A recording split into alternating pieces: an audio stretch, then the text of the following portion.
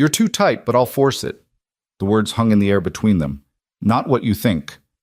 Colt Maddox stood in his workshop, struggling to fit a bridle onto his mare's head, while his mail-order bride watched from the doorway, her face burning crimson at the accidental intimacy of his words.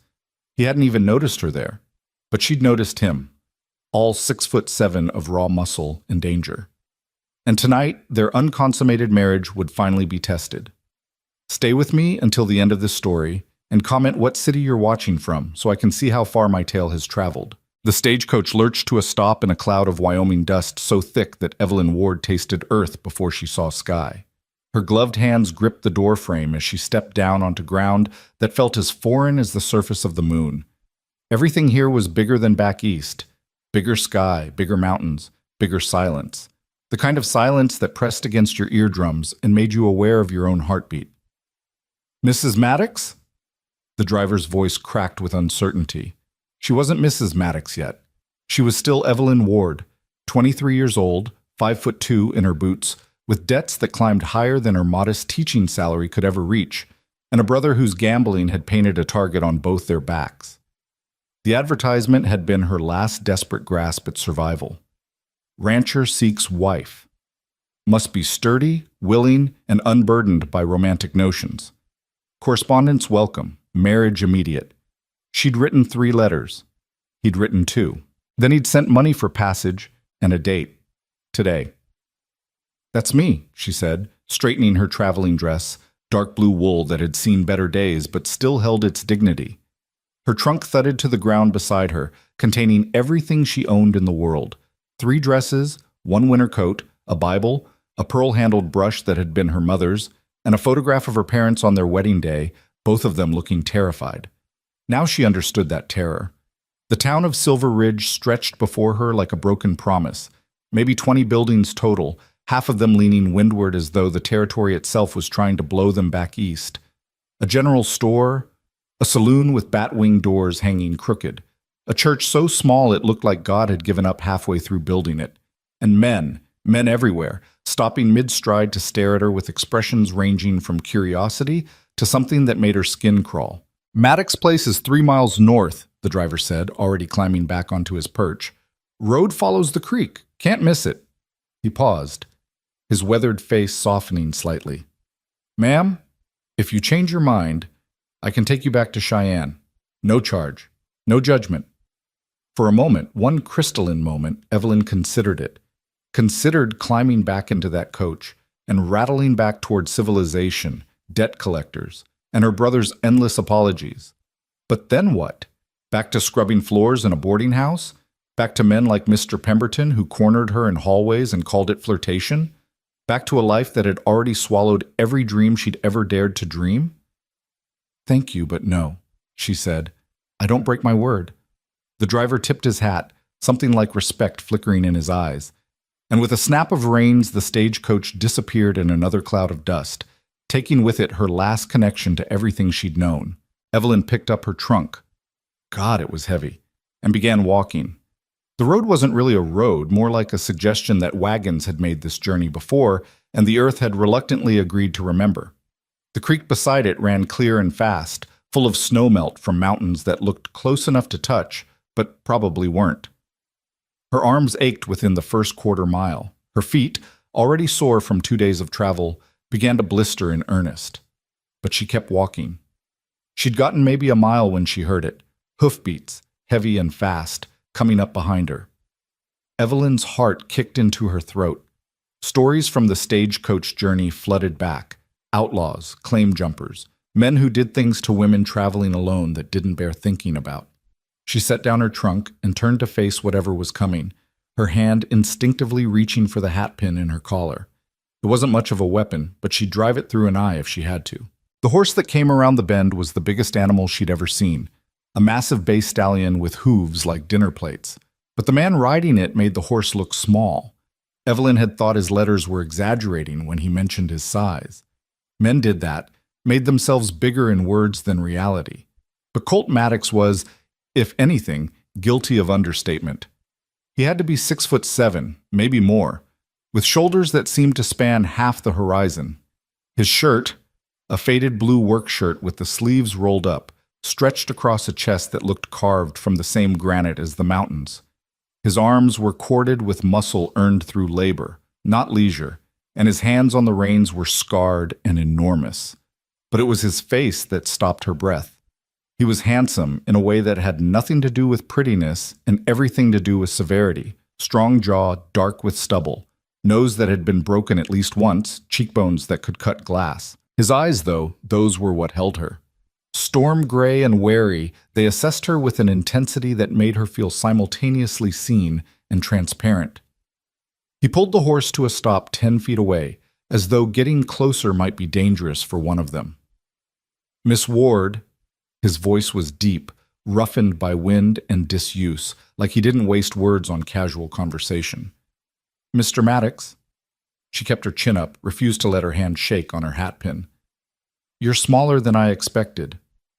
It wasn't said meanly, just a statement of fact that nevertheless stung.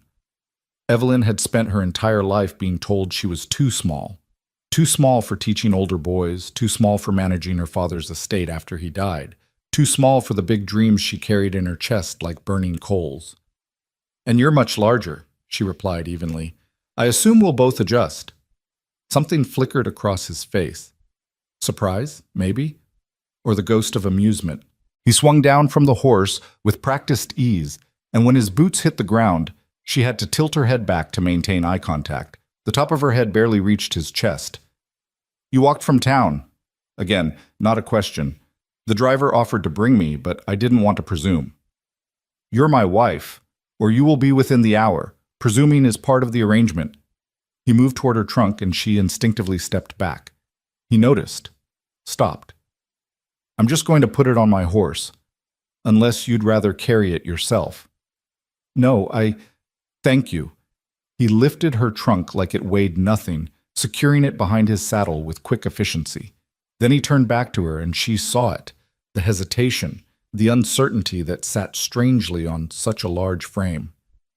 You can ride with me. Horse can handle us both, or you can walk beside if you'd prefer. It was a kindness, offering her the choice. A small recognition that she might be frightened, that his size might be intimidating, that everything about this situation was strange and precarious. I'll ride, she said. My feet are already blistered. He nodded and held out his hand. She placed hers in it and felt the calluses, the roughness, the sheer size of his palm swallowing hers completely.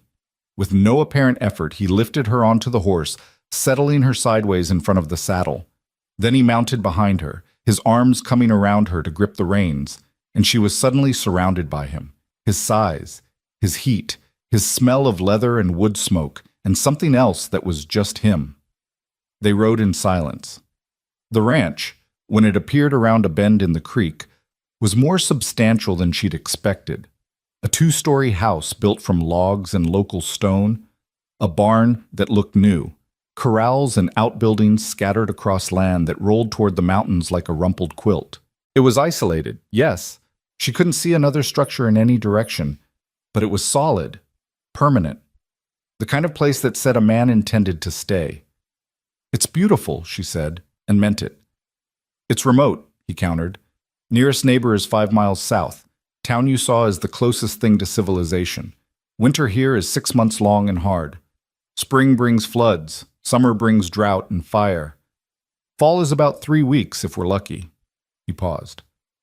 I told you all this in my letters. You did. She had memorized those letters, both of them, reading them so many times the paper had grown soft. They'd been practical to the point of blunt. His land, his expectations, his warning that ranch life wasn't romantic. But there'd been something else, too, buried in the spare language, a kind of loneliness that matched her own. He dismounted first, then reached up for her. His hand spanned her waist completely, and he set her on the ground with the care someone might use handling china. The moment her feet touched earth, he stepped back, putting distance between them. Preacher's waiting inside, he said. Figured you'd want to get it done. Don't you mean we'd want to get it done? His jaw tightened. I mean, I'm giving you one last chance to change your mind. Once we speak those vows, there's no going back. You'll be stuck here, stuck with me. The way he said it, like he was the worst part of the arrangement, made something ache in her chest. Mr. Maddox, Colt, if you're going to marry me, you should use my name.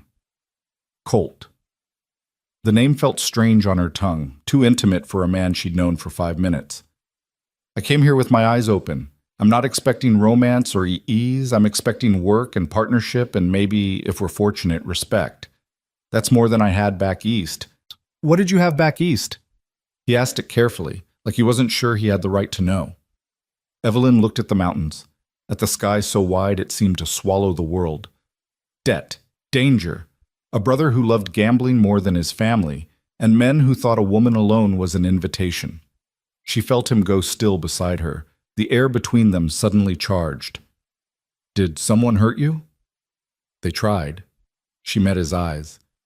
I'm still here, so you know how that ended. Something changed in his expression, not quite a smile, but a softening of the severe lines. Then I suppose we both know how to survive. The preacher inside was a nervous man named Dalton, who kept eyeing Colt like he might bolt or explode. The ceremony took maybe 7 minutes, conducted in a front room with furniture built to Colt's scale, a table that hit Evelyn at shoulder height, chairs that felt like thrones, a sofa she'd need a step stool to sit on properly. She said, "I do," in a voice that only shook slightly. Colt said it in a voice that didn't shake at all, but his hand trembled when he slid the ring onto her finger. It was too large, of course. Everything about him was too large. But he'd wrapped the band with thin wire to make it fit, a practical solution that was somehow more touching than poetry. "You may kiss your bride," Preacher Dalton said, already backing toward the door. Colt looked at Evelyn. Evelyn looked at Colt. The moment stretched between them, awkward and charged and impossibly fragile. "We don't have to," he said quietly. But she stepped forward, rose on her toes, and pressed her lips briefly to his. He tasted like coffee and uncertainty. The kiss lasted maybe 2 seconds before she stepped back, her heart hammering. "There," she said. "Now it's official." Preacher Dalton left so fast he forgot his Bible. Colt had to run it out to his wagon, and when he came back inside, Evelyn was standing in the middle of his house, her house now, looking around with an expression he couldn't quite read. "It's built for me," he said unnecessarily. "Everything's the wrong size for you." "Then I'll adapt." She moved to the kitchen, running her hand along the counter that came to her chin. "Is there a step stool?" "I'll make you one." "Where's my room?" The question hung there. He'd been dreading it, planning for it, losing sleep over it for weeks. "Upstairs, second door on the right. It has a lock on the inside." He saw her expression shift. Surprise, relief, maybe disappointment, he couldn't tell. "I know what the arrangement is supposed to be. Marriage means certain expectations, but I won't." He stopped, frustrated with words that wouldn't cooperate. "Lock your door until you decide not to. Once that door opens, everything changes." Evelyn studied him with those sharp eyes that seemed to see more than he wanted to reveal. "And if I never unlock it?" "Then you never unlock it. You'll still be my wife. Still be safe here. Still have a home." He meant it too, even though the thought of living in the same house with her, never touching her, felt like a particular kind of torture. But the alternative, hurting her, breaking her, becoming the monster he feared he was, that was worse. "What happened?" she asked softly. "What happened to make you this afraid of yourself?" "Nothing you need to worry about. I'm your wife now. Your worries are my worries." "No." The word came out harder than he intended. "No, you've got enough to worry about. Go upstairs, rest. I'll bring your trunk up later." She looked like she wanted to argue, but something in his expression stopped her. She nodded and headed for the stairs, having to stretch to reach each step like a child. Halfway up, she paused and looked back. "Thank you," she said, "for the choice." He nodded, not trusting his voice, and watched her disappear into the upstairs hallway. The first week passed in careful choreography. Evelyn rose early, earlier than him, which surprised him, and had coffee made by the time he came downstairs. They ate breakfast in silence, her sitting on a stack of books to reach the table properly, him trying to make himself smaller and failing. Then he'd head out to work the ranch, cattle to move, fences to mend, hay to cut, and she'd tackle the house. By the third day, she'd reorganized the entire kitchen, using a step stool he'd made and a clever system of hooks and shelves that brought everything within her reach. She cleaned like someone trying to prove something, scrubbing floors until they gleamed, washing windows, beating rugs, making the place smell like lemon and soap instead of bachelor sweat and loneliness. She also cooked like someone who'd learned by necessity rather than joy, practical meals that filled the belly but didn't waste time on fanciness.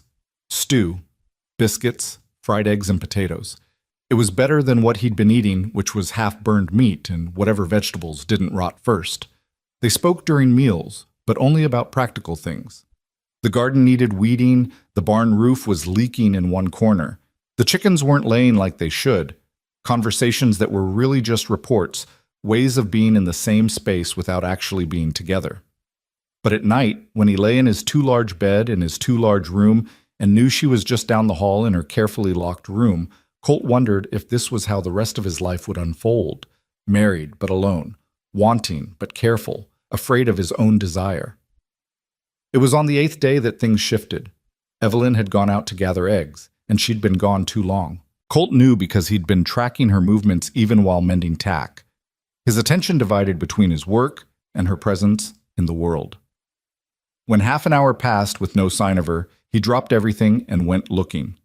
He found her in the chicken coop, backed into a corner by his rooster, a mean son of a bitch named General Sherman who'd sent more than one ranch hand running. The bird was puffed up and aggressive, blocking the door, and Evelyn was holding a basket and a stick, trying to fend him off. "Don't move," Colt said from the doorway. "I wasn't planning on it," she replied, her voice remarkably steady for someone being menaced by 12 pounds of feathers and fury. "Is he always like this?" "Only when he senses fear." "Then I'm in trouble, because I'm terrified." Colt moved into the coop, his size alone enough to make the rooster reconsider his position. General Sherman squawked once, indignant, then stalked out into the yard like the retreat had been his idea all along. Evelyn sagged against the wall, laughing shakily. "I've faced down debt collectors and drunk gamblers, but a chicken just reduced me to a damsel in distress." "Rooster," Colt corrected. "And he's a particular kind of asshole. I should have warned you." "You should have killed him and had him for dinner." "Tried. He's too mean to catch and too smart to poison. I've learned to live with him." He held out his hand. "You all right?" She took his hand and let him pull her upright. This close, he could smell the soap she used, something floral that didn't belong in Wyoming but made him want to lean closer anyway. Her cheeks were flushed from adrenaline, her hair coming loose from its pins, and she was looking at him with something that wasn't fear or wariness, but something else entirely. "Thank you for the rescue," she said. "You rescued yourself. You just needed the door cleared." "Still," she didn't let go of his hand, "it's nice having someone notice when I'm gone too long." The words hit him square in the chest. Back east, no one had noticed her at all except to take advantage. And here she was, grateful that he'd come looking after 30 minutes. The bar was so low it was subterranean, and it made him angry on her behalf. "You're my wife," he said roughly. "Of course I notice." "Am I?" The question was gentle but pointed. "Because most days I feel more like your housekeeper who happens to share your last name." Colt dropped her hand and stepped back. "That's your choice. You're the one with the locked door. And you're the one who told me to lock it." She moved closer, not quite closing the distance, but making him aware of it. "What are you so afraid of, Colt? Do you think I'm made of glass? Do you think your size makes you dangerous, or is it something else?" "You don't want to know." "I do, though. I want to know the man I married, not this careful stranger who treats me like I might break." He wanted to tell her. God, he wanted to tell her everything. About Rebecca, about the humiliation and the accusations, about the way she'd left town calling him a monster because he'd hurt her trying to be gentle, because his body didn't fit with hers no matter how careful he'd been, because he'd seen her pain and heard her crying and knew it was his fault. He wanted to tell Evelyn that he'd sworn after that never again, that he'd advertised for a wife meaning to keep her as a companion only, that he'd convinced himself he could live like a monk if it meant not hurting another woman. But the words stuck in his throat like stones. "I had someone before," he finally said. "It didn't end well. She said I was too much, too big, too rough, too... He stopped. She left calling me a monster. She wasn't wrong. Evelyn was quiet for a long moment, watching him with those sharp eyes that saw too much. Then she said, "Do you know what I see when I look at you?" "What?" "Someone who's been careful his entire life because other people aren't. Someone who's built a prison out of kindness and fear and called it honor." She stepped closer again, close enough that she had to tilt her head back to maintain eye contact. "I'm not her, Colt. I'm not whoever hurt you by leaving. And I didn't come to Wyoming to live like a nun in a house with a man I'm married to but never touch.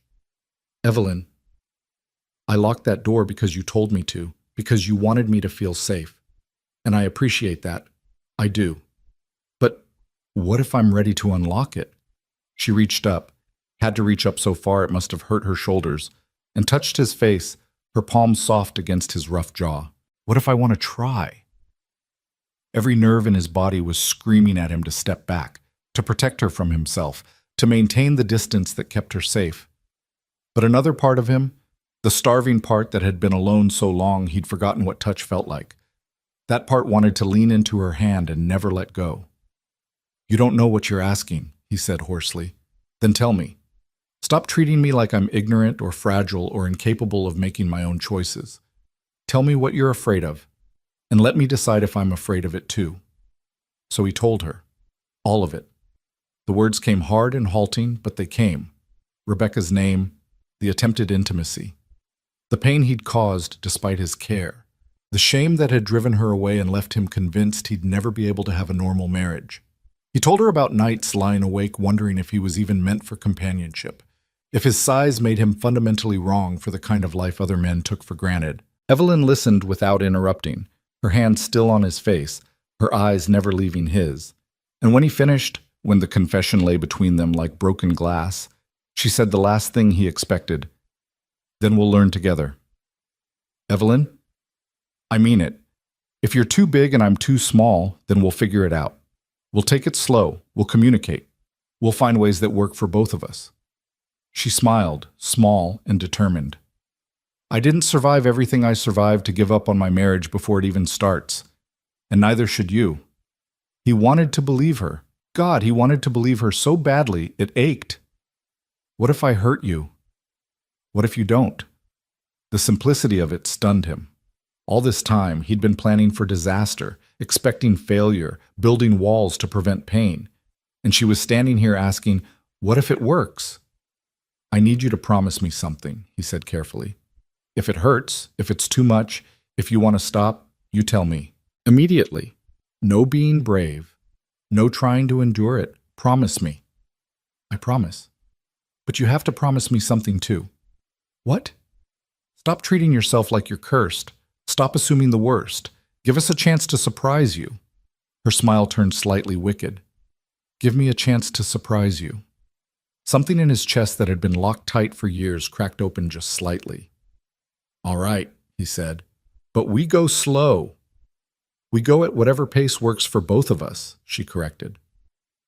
That night, the door at the end of the hall stayed unlocked. Colt lay in his bed, listening to the house settle, hyper-aware that there was no barrier between them now except choice. He didn't expect her to come to him.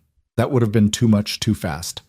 But knowing she'd unlocked the door, knowing she'd chosen to trust him despite everything he'd confessed, that changed something fundamental. Around midnight, he heard her door open, heard soft footsteps in the hallway, heard them stop outside his room. "Colt?" Her voice was whisper quiet. "Are you awake?" "Yeah." "Can I come in? Not for anything except talking. I just..." A pause. "I don't want to be alone tonight." He lit the lamp beside his bed and sat up. "Come in." She appeared in the doorway wearing a white nightgown that made her look impossibly young and small, her dark hair loose around her shoulders. She hesitated just inside his room, taking in the oversized furniture, the curtains he'd never bothered to hang properly, the sparse decoration that said a bachelor lived here. "This is a very large bed," she observed.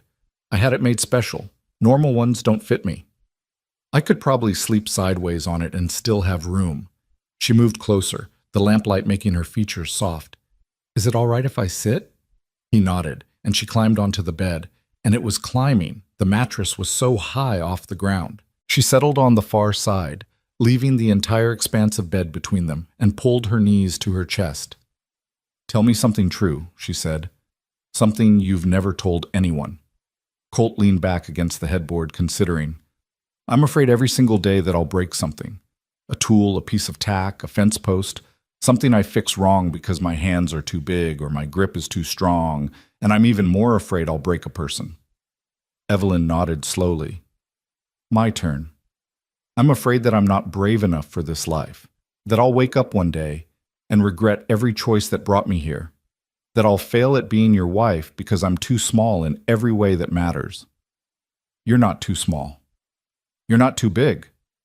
They looked at each other across the bed, two people carrying fears that mirrored and matched, and something shifted in the space between them. Not desire exactly, though that was there too, humming under everything. Something deeper, recognition. The kind that happens when two broken pieces realize they might fit together better than they fit anywhere else. Can I sleep here tonight? Evelyn asked. On this side, with all this space between us. Just so I'm not alone. You can sleep here every night if you want. She smiled and lay down, curling on her side, looking impossibly tiny in his enormous bed. Colt blew out the lamp and lay down on his side, the darkness settling around them. He could hear her breathing, steady and calm, and it occurred to him that this was the first time in years he'd fallen asleep with another person nearby. Not touching, not intimate, but not alone. It was enough. For now, it was more than enough. The first night they shared a bed, even with all that careful distance between them, changed the rhythm of their days. Evelyn woke before dawn to find herself somehow migrated to the center of the mattress, and Colt was gone, his side of the bed already cold. She found him in the barn, mucking stalls by lantern light, his breath fogging in the early morning chill. You didn't have to sneak out, she said from the doorway. He turned, pitchfork in hand, looking caught. Didn't want to wake you. I'm a rancher's wife now. I should be up when you're up. You're also exhausted. I heard you tossing and turning half the night. Because she'd been hyper-aware of him, of his breathing, of the heat he radiated even across all that space. Because sleeping near him felt both terrifying and right, in ways she didn't have words for yet. But she didn't say any of that. The bed's comfortable once you climb Mount Everest to get into it, she said instead. I'll get used to it. Something like a smile ghosted across his face. I can build you steps. You can build me a lot of things. But first you can teach me how to work this ranch. I didn't come here to be decorative. That actually got a laugh out of him, rusty from disuse, but genuine. Decorative, right. Yesterday you got attacked by a rooster and declared war on my kitchen organization. Today you want to learn ranching. I'm a fast learner. You're also 5'2" and 100 pounds soaking wet. And you're 6'7" and built like a mountain. We've established this. Stop using my size as an excuse to leave me useless. She moved into the barn, the smell of hay and horses washing over her. Show me what needs doing. So he did. And Evelyn learned quickly that ranching wasn't romantic. It was early mornings and endless chores and work that left her muscles screaming. Colt showed her how to feed the chickens while giving General Sherman a wide berth, how to collect eggs without breaking them, how to milk the 2 dairy cows he kept for fresh milk and butter. He showed her how to check the water troughs, how to scatter hay for the cattle, how to identify which fence posts needed replacing before winter came. He was patient in a way she hadn't expected, explaining things without condescension, showing her how to adapt tasks to her size rather than insisting she couldn't do them. When she struggled to lift a full water bucket, he didn't take it from her. He showed her how to use a yoke across her shoulders to distribute the weight. When she couldn't reach high enough to hang tools in the barn, he rearranged everything to her height and then adapted his own reaching. You're changing your whole system for me, she observed one afternoon, watching him reorganize the tack room. It's not my system anymore, it's ours. Should work for both of us. Such simple words, but they landed in her chest like a promise. The days fell into a pattern. Up before sunrise, morning chores, breakfast together at the 2-tall table, then separate work. Him handling the heavy labor of fence repair and cattle management, her tackling the garden, the house, the endless mending and cooking and preserving that kept a ranch running. They'd meet for lunch, usually something quick she'd prepared, then back to work until sunset. Dinner was their longest meal together, the time when they actually talked about things beyond work schedules. "Tell me about growing up here," she said one evening over venison stew.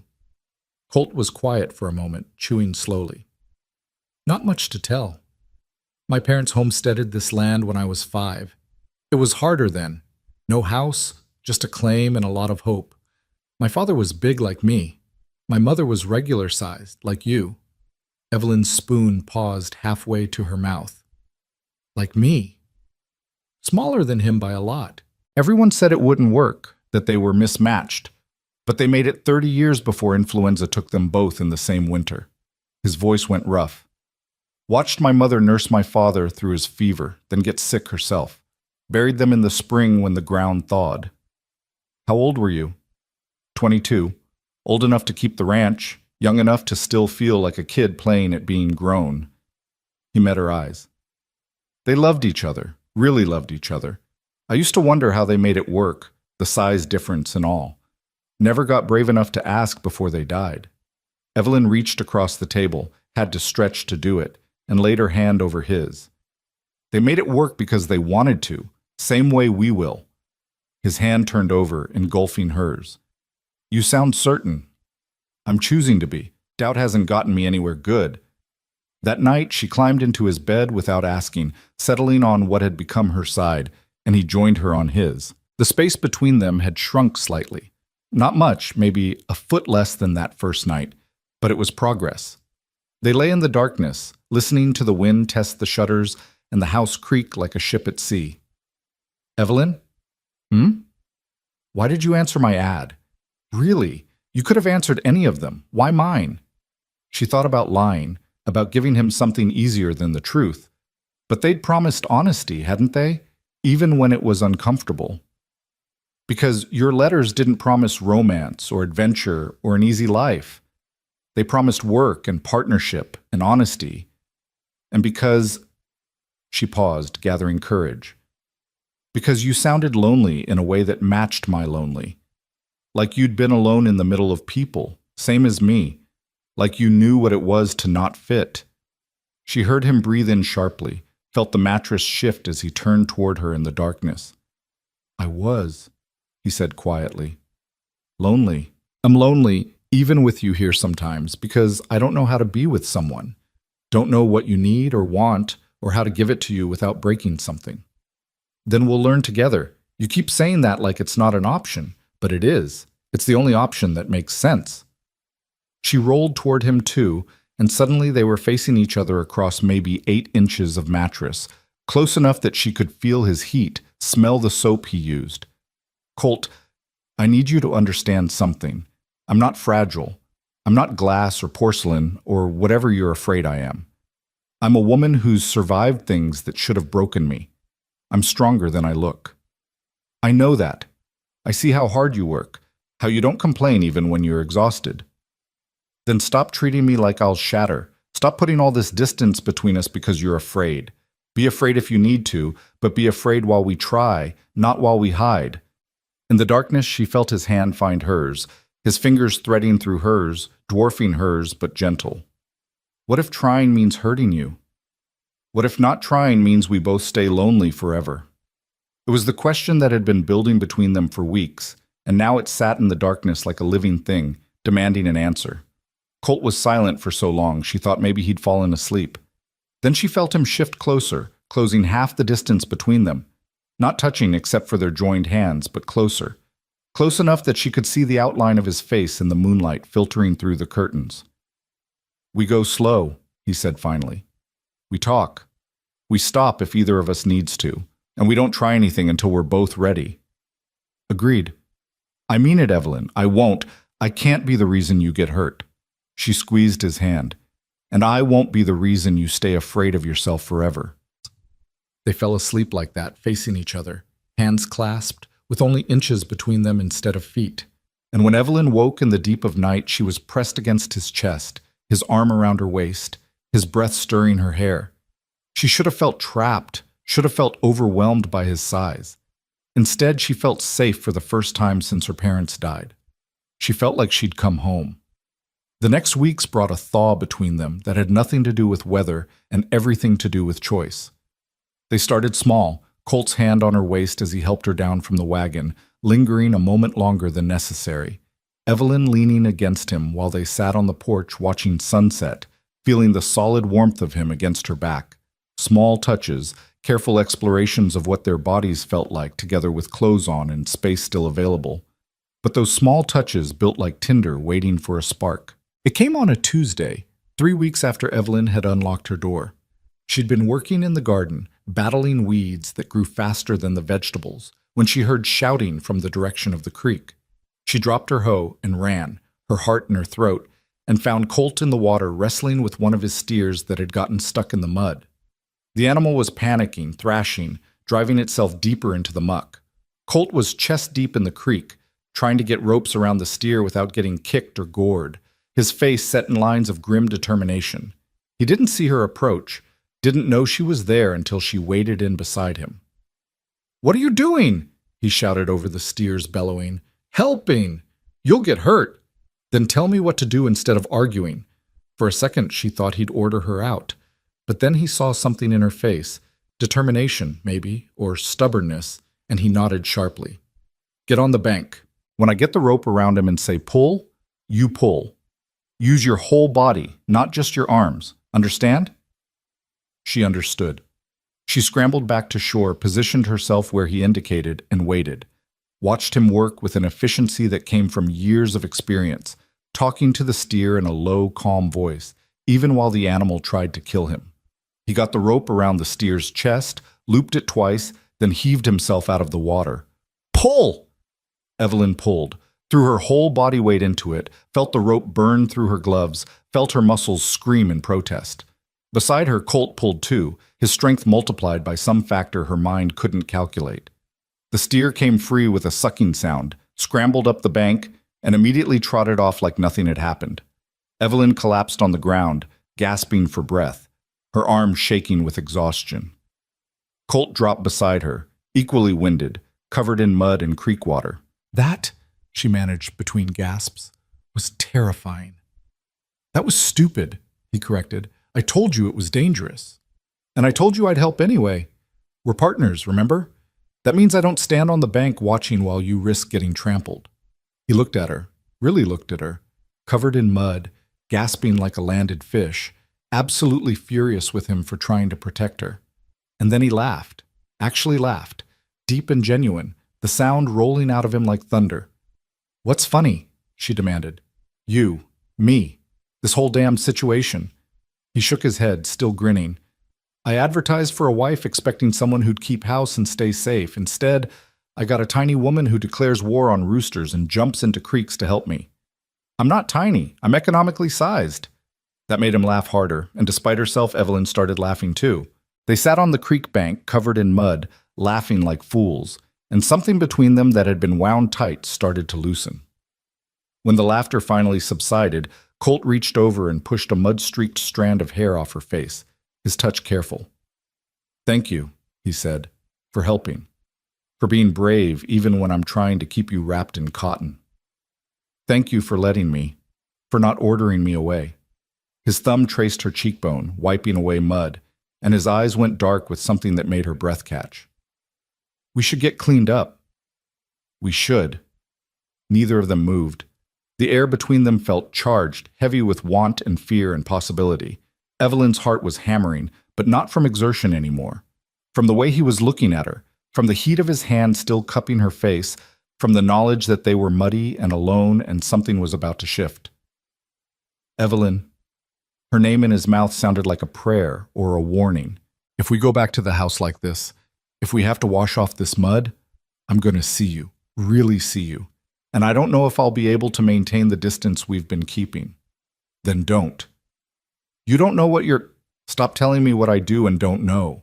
I know I want this, want you. Want to stop being married in name only and start being married in truth." She reached up, covered his hand with hers. "I'm ready if you are. And if you're not, that's fine too, but stop deciding for both of us." He closed his eyes like she'd hit him. "If we do this, we can't go back." "I don't want to go back. I want to go forward." When he opened his eyes again, they were storm dark with desire and determination. All right, but we do this right, slow, careful, and the second it's too much, you tell me. I will. They walked back to the house in silence, but it was a different silence than before. Charged, anticipatory, terrifying. Evelyn's hand shook as she started pumping water for the bath. They only had one tub, a massive thing Colt had made himself that could fit his frame, but seemed ridiculous for hers. She'd been heating water and bathing quickly while he was out working, never discussing the logistics. Now the logistics were suddenly very relevant. I'll heat the water, Colt said. You go up and get clean things to wear. We'll figure out the rest. She nodded and fled upstairs, her heart racing. In her room, she still thought of it as hers, even though she never slept there anymore. She stared at her meager collection of nightgowns. Nothing fancy, nothing pretty, just practical cotton meant for sleeping. She chose the simplest one, white and plain, then stood holding it and wondering what the hell she was doing. A knock on her door made her jump. It's ready, Colt called through the wood. I'm going to stay upstairs while you bathe. Give you privacy. Privacy, right. Because they were still being careful, still maintaining boundaries even while preparing to demolish them. Evelyn went downstairs to find the kitchen warm with steam, the tub full of hot water, and Colt nowhere in sight. She locked the kitchen door, stripped off her muddy clothes, and climbed into the bath. The water was perfect, hot enough to ease her aching muscles but not scalding. She scrubbed off the mud, washed her hair, and tried not to think about the fact that Colt would be doing the same thing soon in this same water. Tried not to think about what came after. She was just wrapping herself in a towel when she heard his footsteps on the stairs. Evelyn, you done? Yes, I'll go up to my room while you bathe. Wait. She froze, clutching the towel, her heart hammering. I need you to understand something before we go any further, he said through the door. I've thought about this. About you. Every night since you unlocked that door, I've lain beside you wanting to touch you and being too afraid to try. And now that we're here, now that you're saying you're ready, I'm terrified I'll ruin it. Ruin us. Evelyn moved to the door, pressed her palm against the wood. You won't. You can't know that. Neither can you, but we'll never know anything if we don't try. She took a breath. I'm scared too, Colt.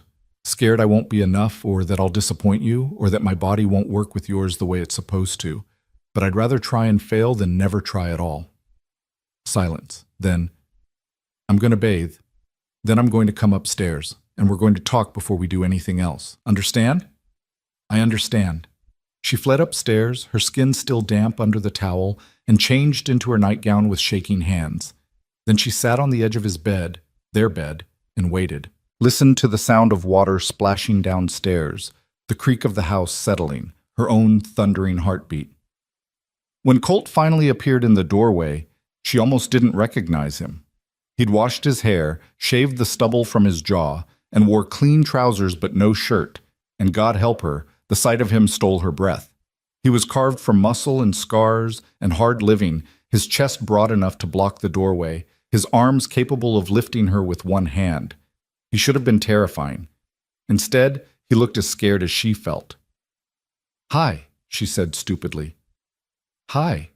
He moved into the room slowly, like approaching a spooked horse. You look scared?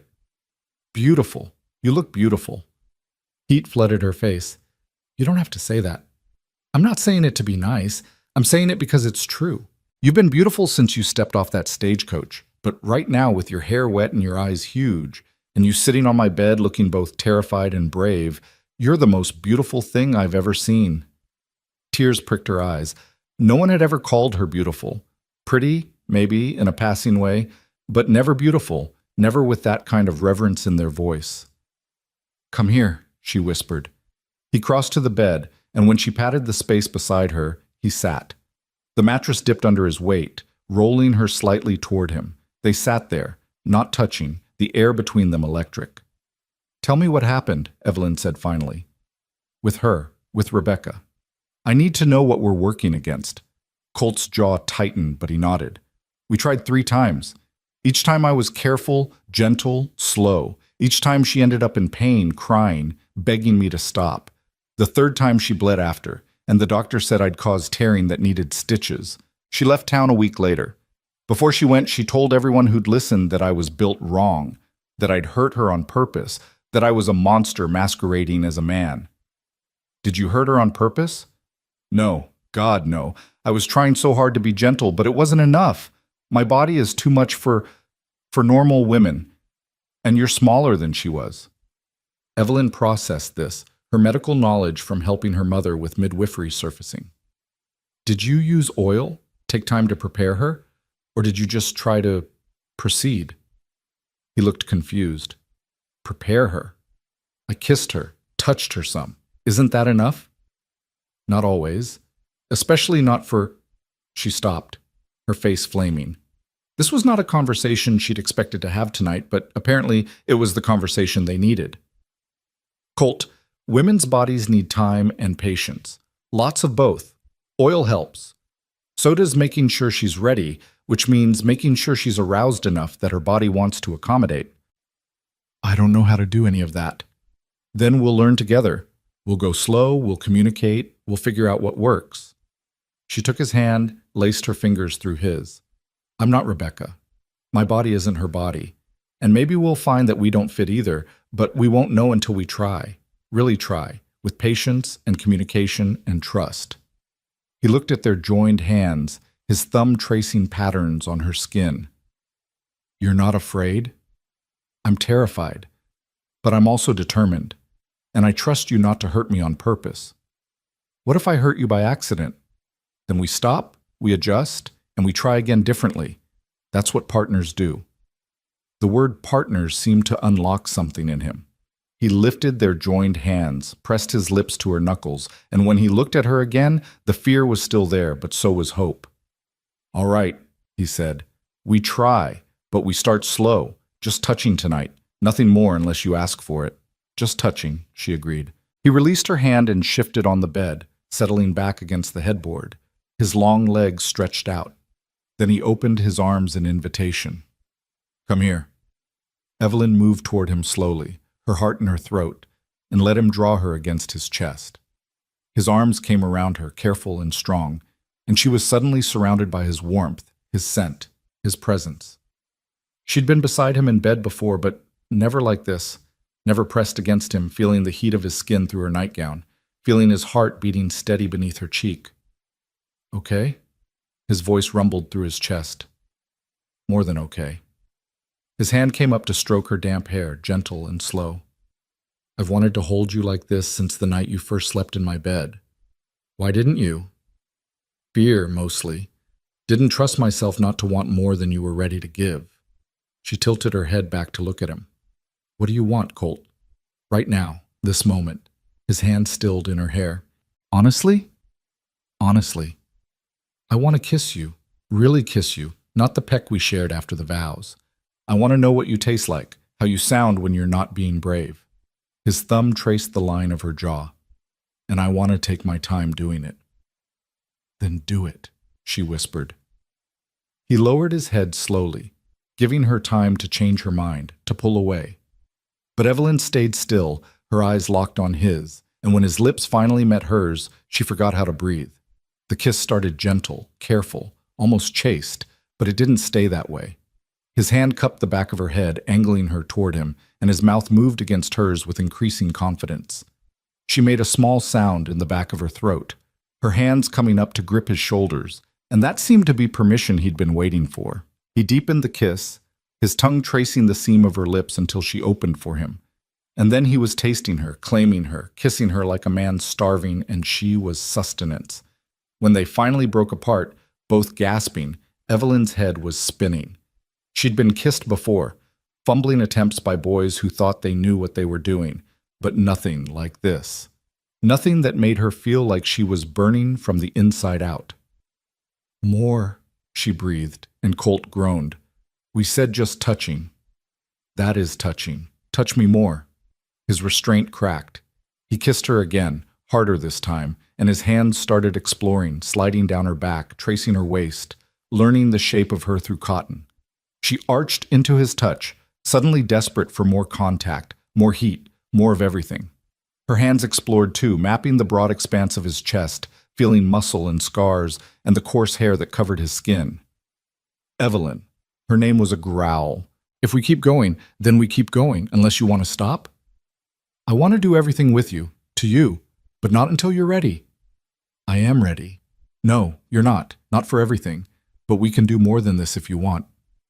His hand slid up her side, his thumb brushing the underside of her breast through her nightgown, and she gasped. I can touch you here, can make you feel good without risking hurting you. Would you like that? She couldn't form words, just nodded frantically. His smile was dark and promising. Then let me make you feel good, wife. Let me show you what I've been imagining every night while you slept beside me. His hands and mouth went to work with devastating efficiency, and Evelyn discovered that everything she'd heard about intimacy was wrong. It wasn't supposed to be a duty or something women endured, not when done right, not when your partner was determined to learn what made you gasp, what made you arch, what made you forget your own name. Colt touched her through her nightgown until she was writhing, then lifted the hem slowly, his eyes seeking permission for every inch of skin he revealed. When his hand finally touched bare skin, her calf, her knee, her thigh, she thought she might die from sensation. And when his fingers found the heat between her legs, she discovered that her body was capable of things she'd never imagined. Easy, he murmured against her throat. I've got you. Just feel. She felt. God, she felt everything. His fingers moving against her with maddening skill, his mouth on her neck, his free hand holding her steady against his chest. The pleasure built like a storm, coiling tighter and tighter in her belly until she was certain something would break. And then it did. She cried out, her body arching, her hands fisting in his hair, and Colt held her through it, murmuring praise and encouragement, his fingers gentling but not stopping until the last aftershock faded. When she finally went limp against him, boneless and dazed, he pressed a kiss to her temple. That, she managed, was not in any book I ever read. He laughed softly. That was just the beginning. When you're ready, I'll show you what else we can do. I'm ready now. No, you're not. You're exhausted and overwhelmed, and we have all the time in the world. He shifted them so they were lying down, her tucked against his side, his arm around her waist. Sleep, Evelyn. We'll explore more tomorrow. She wanted to argue, but her body was suddenly heavy with satiation and exhaustion. As she drifted off, she heard him whisper, You're a revelation, a goddamn miracle. And I don't deserve you, but I'm going to spend every day trying to. She fell asleep smiling, safe in the arms of a man who'd been so afraid of breaking her that he'd almost broken himself instead. And when morning came, they'd take another step forward together, just like they'd promised. Morning light crept through the curtains and found them still tangled together, Evelyn's head pillowed on Colt's chest, his arm heavy across her waist.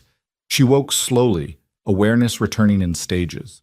The warmth surrounding her, the steady thump of his heartbeat beneath her ear, the soreness in muscles she hadn't known she possessed, and the memory of last night flooding back in vivid detail that made her face burn. She'd let him touch her, she'd begged him to touch her, and God help her, she wanted him to do it again. Colt stirred beneath her, his arm tightening reflexively before his eyes opened. When he saw her watching him, something vulnerable crossed his face. Morning, he said, his voice rough with sleep. Morning. She traced a scar on his chest, a jagged line that disappeared beneath the sheet. How long have you been awake? A while. Didn't want to move and risk waking you. I'm awake now. So you are. His hand came up to cup her face, his thumb stroking her cheekbone. How do you feel? Sore in strange places, confused, happy, terrified, all of it at once. She met his eyes. You? Same, plus guilty that I pushed too far too fast. You didn't push anything. I asked for what I wanted, and you gave it to me. That's not pushing, that's partnership.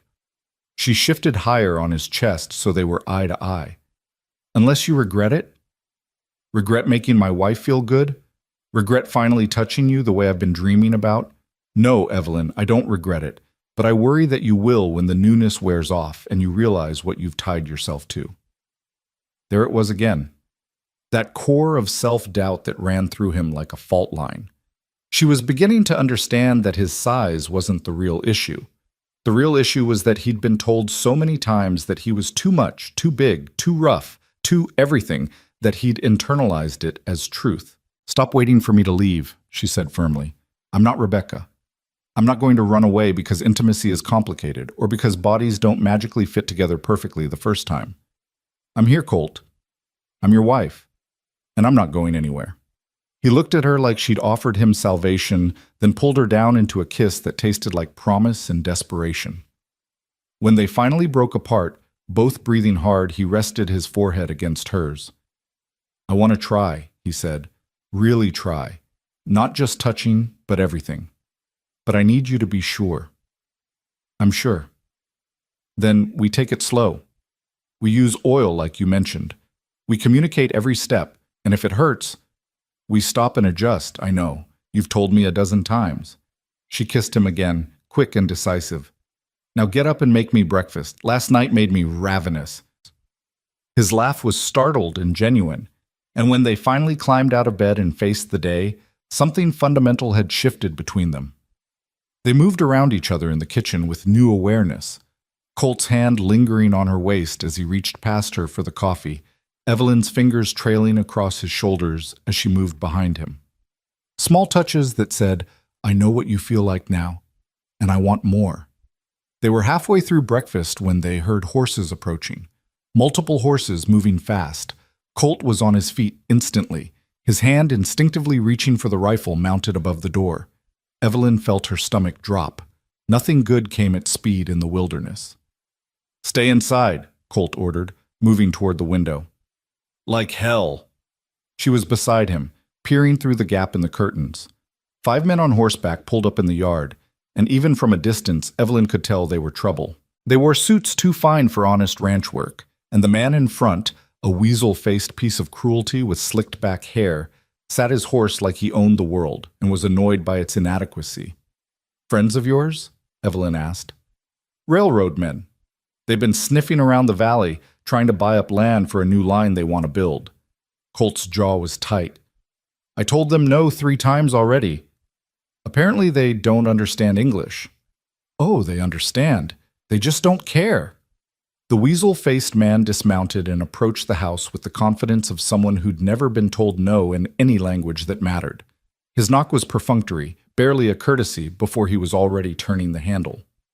Colt opened the door before the man could enter uninvited, filling the doorway with his considerable frame.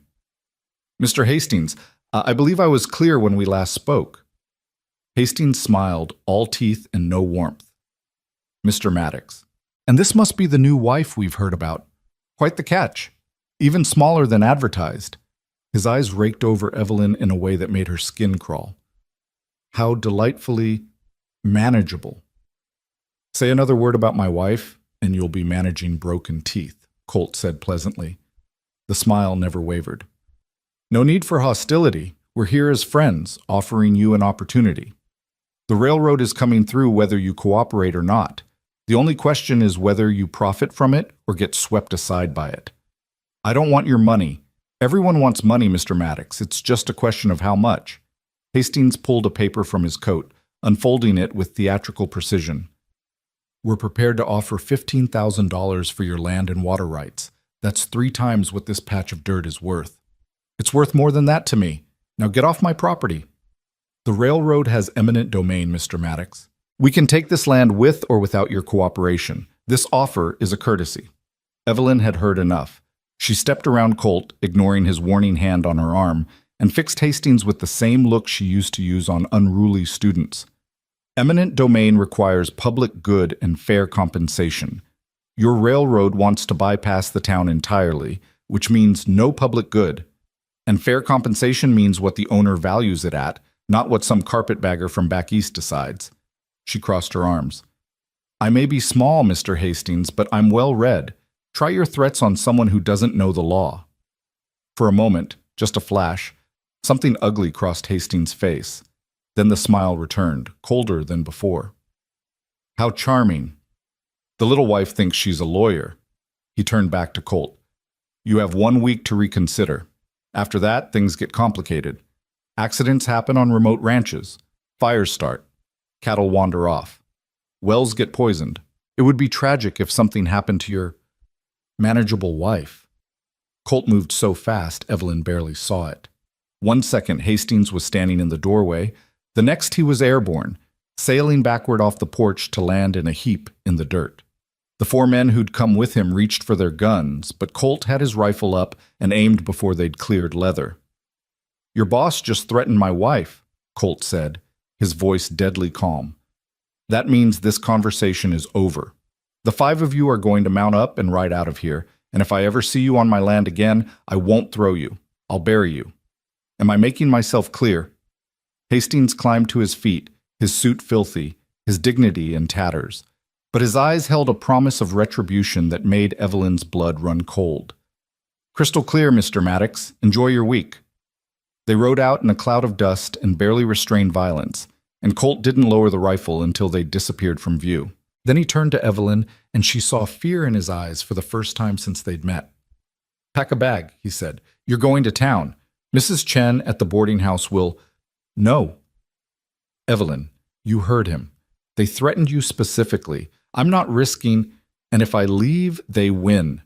They separate us, make you easier to manage, and I'm not manageable, remember? I told him that myself." She gripped his arms, forcing him to look at her. "I'm not leaving you. Not when things get hard, not when people make threats. Not ever. That's what marriage means. Marriage means I protect you. Marriage means we protect each other. And right now, we need to figure out how to fight back, not how to run away." He looked torn, desperate to send her somewhere safe, and equally desperate not to lose her. Finally, he lowered the rifle and pulled her against his chest, his arms coming around her like steel bands. "If anything happens to you because of me, because of this land, then we'll deal with it together. But nothing's going to happen because we're not going to let it." She pulled back enough to meet his eyes. "What would your father have done?" "Loaded every gun in the house and dared them to come back." "Then that's what we do. We prepare for trouble and dare them to bring it." The week that followed was tense as a drawn bowstring. Colt taught Evelyn to shoot, spending hours behind the house while she learned to handle the rifle without the kickback knocking her flat. She was a terrible shot at first, flinching every time she pulled the trigger, but by the 3rd day she could hit a target more often than not. It wasn't sharpshooting, but it was enough to make someone reconsider easy prey. They also prepared the ranch itself. Colt moved the cattle closer to the house where he could watch them, reinforced the barn doors, and kept a rifle within reach at all times. Evelyn made sure they had water stored inside the house in case the well got poisoned, and she packed emergency supplies in case they needed to flee quickly. But mostly, they waited, and waiting gave them time to be together in ways they hadn't had before. On the 4th night, while checking the perimeter one last time, Colt returned to find Evelyn in the bedroom wearing nothing but one of his shirts, the hem hitting her mid-thigh, making her look impossibly small and impossibly his. "I thought you were asleep," he said, his mouth going dry. "I was waiting for you." She moved toward him, barefoot and brazen. "We've spent all week preparing for trouble tomorrow. Tonight, I want to prepare for everything else." "Evelyn, I'm ready, Colt, really ready, and I don't want to wait anymore." He wanted to argue, to insist they wait until the threat passed, until they were safe, but the truth was they might never be truly safe. Life in Wyoming was hard and unpredictable, and threats came in forms beyond railroad men and eminent domain. And he was tired of being afraid. "Are you sure?" he asked, even though he could see the answer in her eyes. "I've never been more sure of anything." He crossed to her slowly, giving her time to change her mind, to retreat. But she stood her ground, her chin tilted up in defiance of fear and uncertainty. When he reached her, his hands went to the buttons of the shirt she wore, unfastening them one by one while her breath came faster. "We do this my way," he said quietly. "Slow, careful, with oil and patience and as much time as you need. And if it hurts, we stop, I know." She caught his hands. "But Colt, I need you to know something too. I want this. I want you. And I'm not fragile glass waiting to shatter. Trust me to know my own limits. I'm trying. It's just—" He stopped, struggling with words. "I'm so much bigger than you. When I look at us, all I can see is ways I might hurt you. Then let me show you something." She took his hand and placed it over her heart, let him feel it racing beneath his palm. You feel that? That's not fear. That's anticipation. That's want. That's me trusting you with my body because I already trust you with everything else. Something in him cracked open at those words, some final wall he'd been maintaining between them. He kissed her, deep and desperate, and she responded with equal fervor, her hands fumbling with his shirt buttons, trying to touch skin. They undressed each other with shaking hands and building urgency, clothes falling away until there was nothing between them but air and want and fear. He'd seen her in her nightgown, had touched her through fabric, but seeing her completely bare stole his breath. She was all soft curves and pale skin, small and perfect, and so fragile-looking that fear spiked through his desire. "I'm going to hurt you," he said, half statement, half prayer that he was wrong. "Maybe a little at first, that's normal, but not the way you think, not the way you're afraid of." She reached up and cupped his face. "Make love to me, Colt. Show me what it means to be your wife in truth." He carried her to the bed, laid her down with reverent care, and then set about proving that patience was its own kind of worship. He touched her everywhere, mapping her body with calloused hands, learning what made her gasp and arch and beg. He used his mouth, too, tasting her skin, finding sensitive places she didn't know existed. And when he finally reached between her legs, he did what he'd learned from their previous exploration. He made her come apart before they even attempted joining. By the time he reached for the oil they'd prepared, she was boneless and gasping, her body relaxed in a way that tension never allowed. He slicked his fingers first, worked her carefully, stretching her gently while watching her face for any sign of pain. She was tight. God, she was so tight, and even his fingers felt like too much. But she breathed through it, trusting him, and gradually her body accepted the intrusion. "More," she whispered. "I need more." "Not yet. Not until you're ready." "I am ready. Please, Colt. I need you." He withdrew his fingers and slicked himself, trying not to think about the size difference, about Rebecca's tears, about all the ways this could go wrong. Then he positioned himself at her entrance and met her eyes. "Look at me," he ordered gently. "Keep looking at me. If it's too much, you tell me immediately. Understand?" She nodded, her eyes locked on his, and he began to push forward. The resistance was immediate and intense. Even slick with oil, even prepared, her body fought the intrusion. He moved in increments, watching her face contort with discomfort, feeling her hands grip his shoulders hard enough to bruise. "Breathe," he reminded her. "Just breathe through it." "I am breathing. You're just really—" She gasped as he pressed deeper. "God, Colt, you're huge." "I know. I'm sorry. We can stop." "Don't you dare stop. Just give me a second to adjust." He held perfectly still, buried maybe a third of the way inside her, feeling her body pulse around him, fighting the instinct to thrust deeper. Sweat beaded on his forehead from the effort of staying motionless, from the pleasure that was almost pain, from the fear that he was hurting her despite all their preparation. "Okay," she said finally, her breathing steadying. "Okay, more. Slowly." He pressed deeper, watching her face for signs of real pain. There was discomfort, yes. He could see it in the tension around her eyes, the way her teeth caught her lower lip. But there was also determination and trust, and something else that looked like wonder. "You're doing so well," he murmured, "taking me so perfectly. Just a little more." "How much more?" She sounded strained. "Maybe half." "Half? Colt, I'm already—" She broke off with a gasp as he pressed deeper still. "This is impossible. We can stop. I can pull out. We can try again another night." "No, no, I want this. I want all of you." Her hands moved from his shoulders to his face. "Don't you dare hold back on me now." Something fierce and possessive surged through him at those words. He kissed her hard, then pressed forward in one long, slow thrust, feeling her body stretch and give and finally, accept him fully.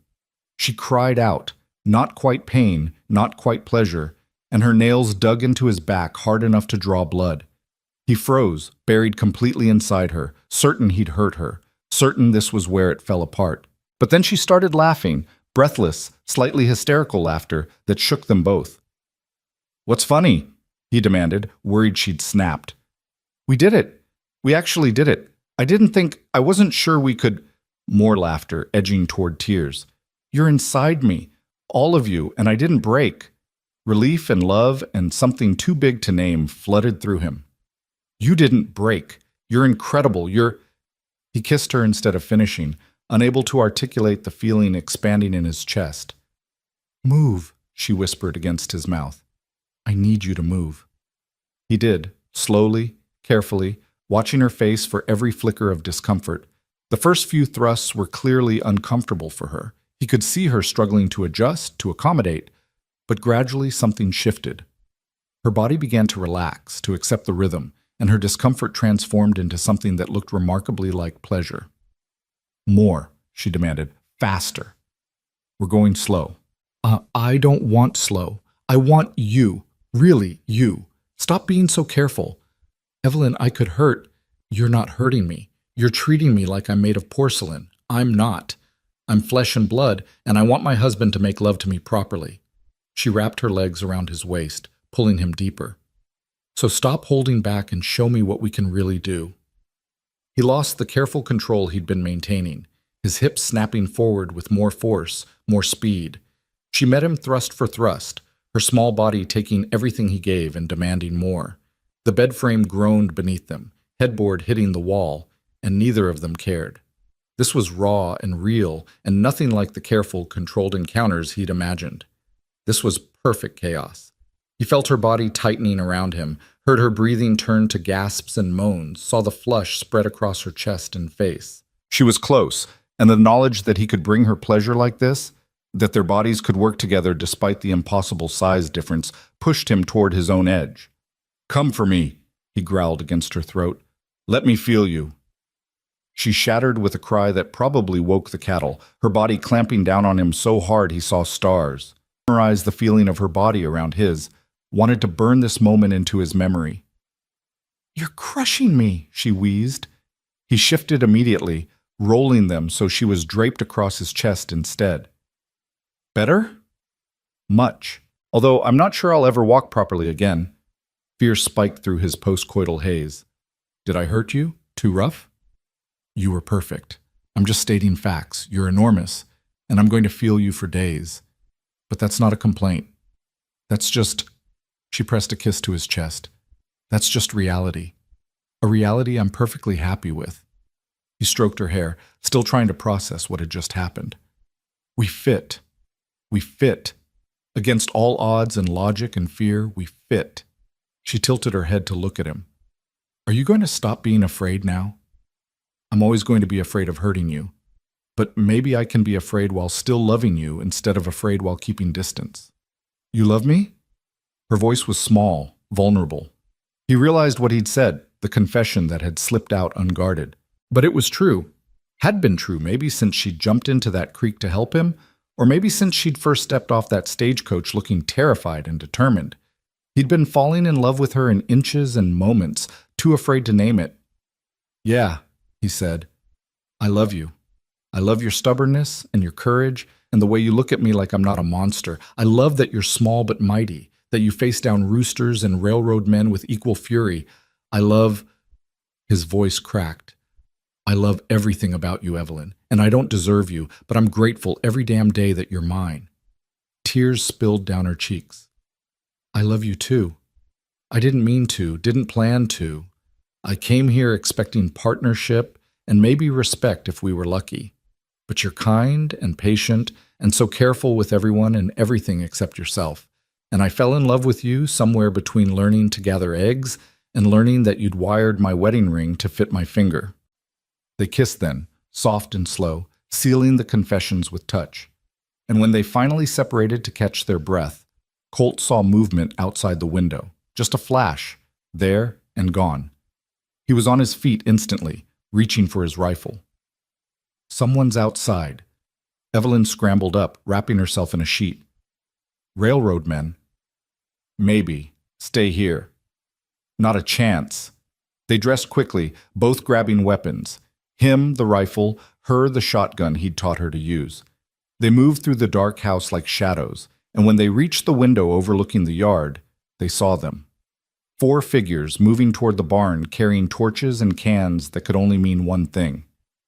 "They're going to burn us out," Evelyn whispered. Colt's jaw tightened. "No, they're not." He threw open the door and fired a warning shot into the air. "Stop right there, or the next one goes through flesh." The figures froze, then scattered. 3 ran for horses hidden beyond the barn, but the 4th, younger, slower, tripped in his panic. Colt was on him in seconds, hauling him up by his collar, the boy's feet dangling off the ground. "Please don't kill me," the kid begged. He couldn't have been more than 16. "Mr. Hastings said it would be easy money, just scare you a little." "By burning down my barn with my animals inside?" Colt's voice was deadly quiet. "That's not scaring, that's killing." "I didn't want to. I need the money. My ma's sick and—" Evelyn appeared at Colt's shoulder, shotgun still raised. "What's your name?" "Tommy. Tommy Briggs." "And where's your ma, Tommy?" "Silver Ridge, above the general store." Evelyn lowered her shotgun and looked at Colt. "Put him down." "Evelyn, put him down. He's not the enemy. He's just desperate." Colt released the kid, who crumpled to the ground, shaking. Evelyn crouched beside him, her voice gentle but firm. "Tommy, I need you to tell me everything. Who hired you? What they paid you? What else they're planning? And if you tell me the truth, we'll make sure your ma gets help. Deal?" The boy spilled everything. Hastings had hired a dozen locals to harass them. Burning the barn was just the first step. Next would be poisoning the well and running off the cattle. The goal was to make life so miserable they'd sell just to escape. And Hastings had made it clear that if the Maddoxes got hurt in the process, well, accidents happened. When Tommy finished, pale and terrified, Evelyn stood and looked at Colt. "Let him go. He tried to burn down our barn. He's a scared kid trying to help his sick mother. The real villain is Hastings." She turned back to Tommy. "Go home. Take care of your ma. And tell anyone else Hastings hired that if they come near this ranch again, we won't be this merciful." Tommy ran like the devil was chasing him, and Colt and Evelyn were left standing in their yard, still armed, still shaking with adrenaline. "We need to go to town," Evelyn said. "Tomorrow. If Hastings is hiring locals, we need to find out who else is on his payroll and stop this before someone gets killed. Going to town means leaving the ranch vulnerable. Staying here means fighting alone. We need allies, Colt. We need people who'll stand with us against the railroad." She met his eyes. "Your parents built this place from nothing. Let's not lose it because we were too proud or too scared to ask for help." He pulled her against him, buried his face in her hair. "When did you get so wise?" "Probably around the time I married a stubborn rancher who taught me that courage and stubbornness are sometimes the same thing." They spent the rest of the night on watch, taking turns sleeping, both expecting another attack that never came. By dawn, they were exhausted, wary, and more determined than ever.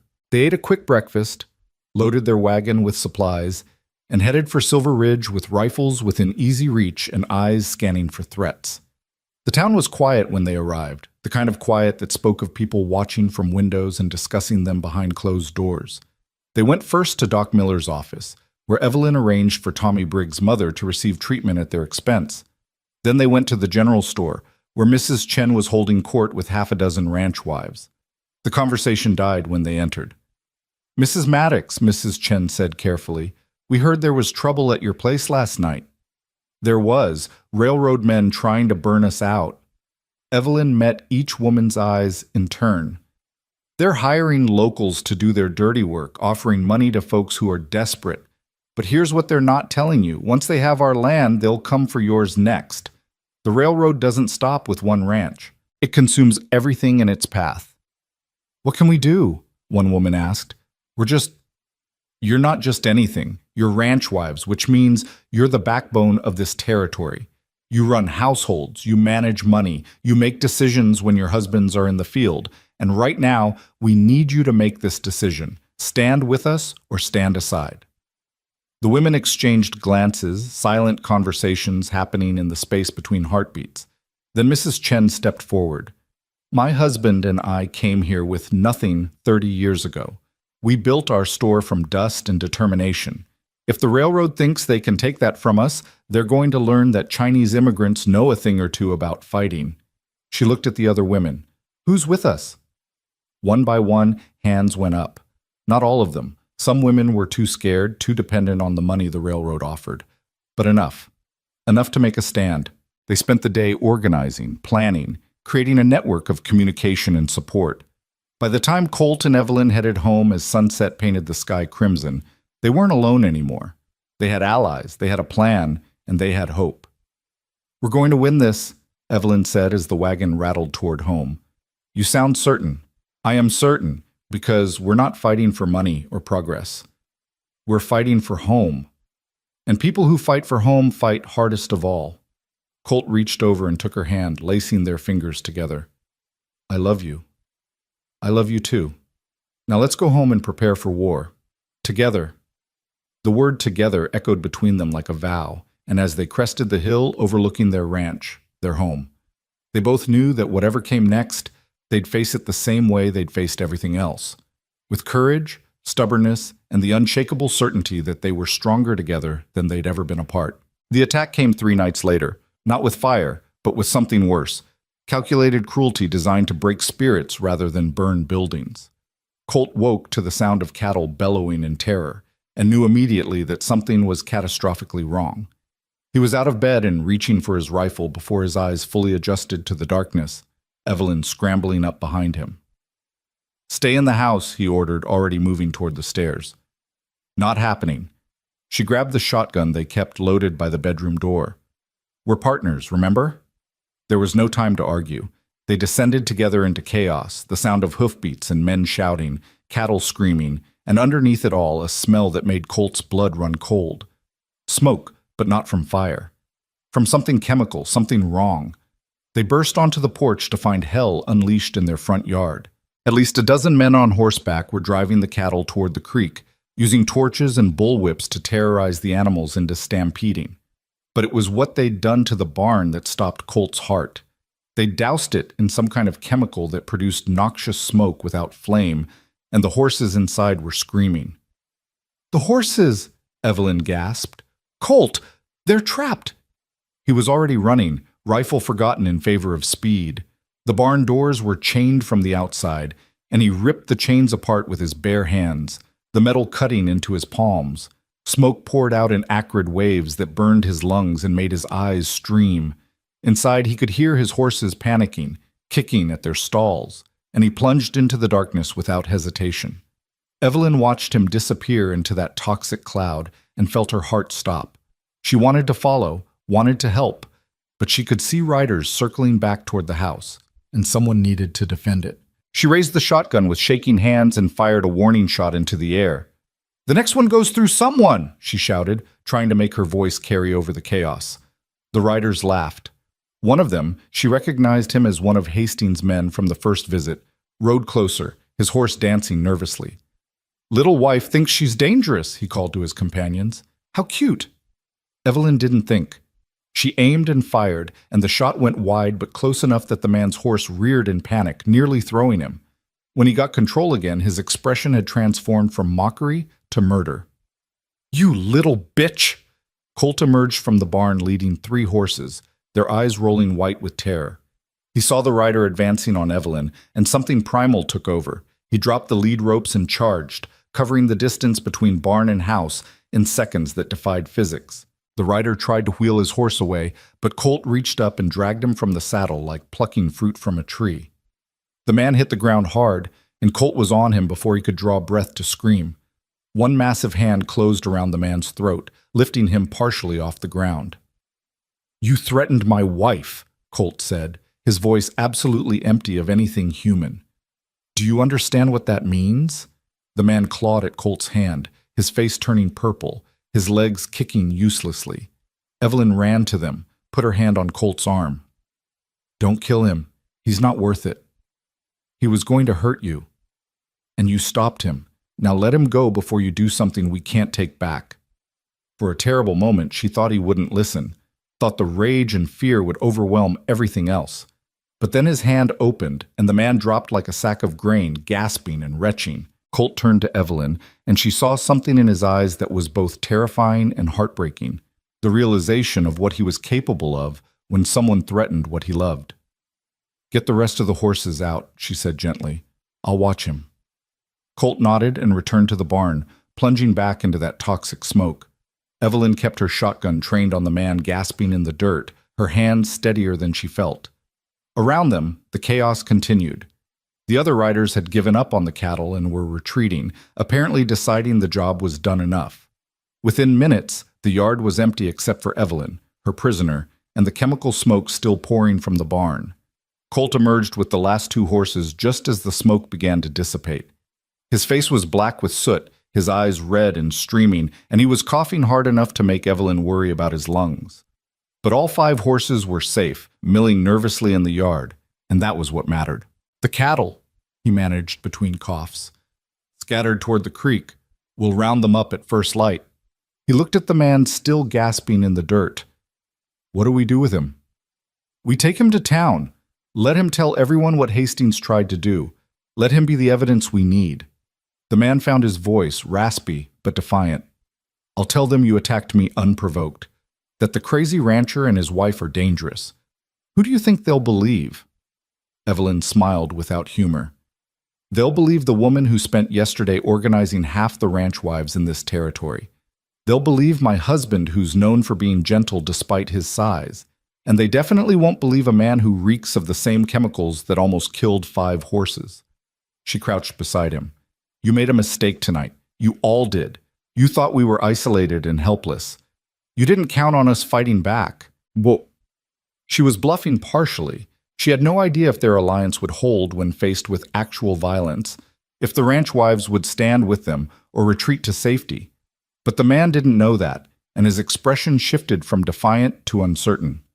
"Hastings said this would be easy money," he muttered. "Said you'd fold after one good scare." "Do we look folded to you?" Colt's voice was still rough from smoke. "Do we look scared?" The man looked between them. Colt, enormous and covered in soot, still radiating barely contained violence, and Evelyn, tiny and armed, her shotgun never wavering. And something in him broke. "I want out. Whatever he's paying, it's not worth this." "Then you're going to help us," Evelyn said. "You're going to tell us everything. Who else he hired, what else he's planning, where we can find him. And in exchange, we don't press charges. We just run you out of the territory and forget we ever knew your name." The man talked, spilled everything in a desperate rush. Names of other locals Hastings had recruited, the plan to escalate violence until they sold or died, the railroad's timeline for breaking ground, whether they had legal ownership or not. And the worst part, the detail that made Evelyn's blood run cold, Hastings had bribed the territorial judge to rule in the railroad's favor, regardless of legal precedent. "They've bought the law," she said quietly when the man finished. "We can't fight this through official channels." "Then we fight it through unofficial ones," Colt replied. He looked at their prisoner. "Get off my land. If I ever see you again, I won't be this merciful." The man ran, stumbling through the darkness toward where his horse had wandered. They heard hoofbeats fading into the night, and then they were alone with the aftermath. The barn reeked of chemicals. The cattle were scattered to hell and back, and both of them were shaking with exhaustion and adrenaline. "Come here," Colt said, pulling Evelyn against his chest. She went, letting herself be held, letting the fear she'd been suppressing finally surface. She'd almost watched him die in that smoke, almost lost him to toxic fumes or violence or his own protective rage. The reality of how fragile this all was crashed over her in waves. "I was so scared," she whispered against his chest. "When you ran into that barn, I thought, I know, I'm sorry, but the horses, I understand, I do. But Colt, we need to be smarter about this. They're escalating. Next time they might come with guns instead of chemicals, and one of us could—" Her voice broke. "I just found you. I'm not ready to lose you." He cupped her face, forcing her to look at him. "You're not going to lose me, and I'm not going to lose you. But you're right.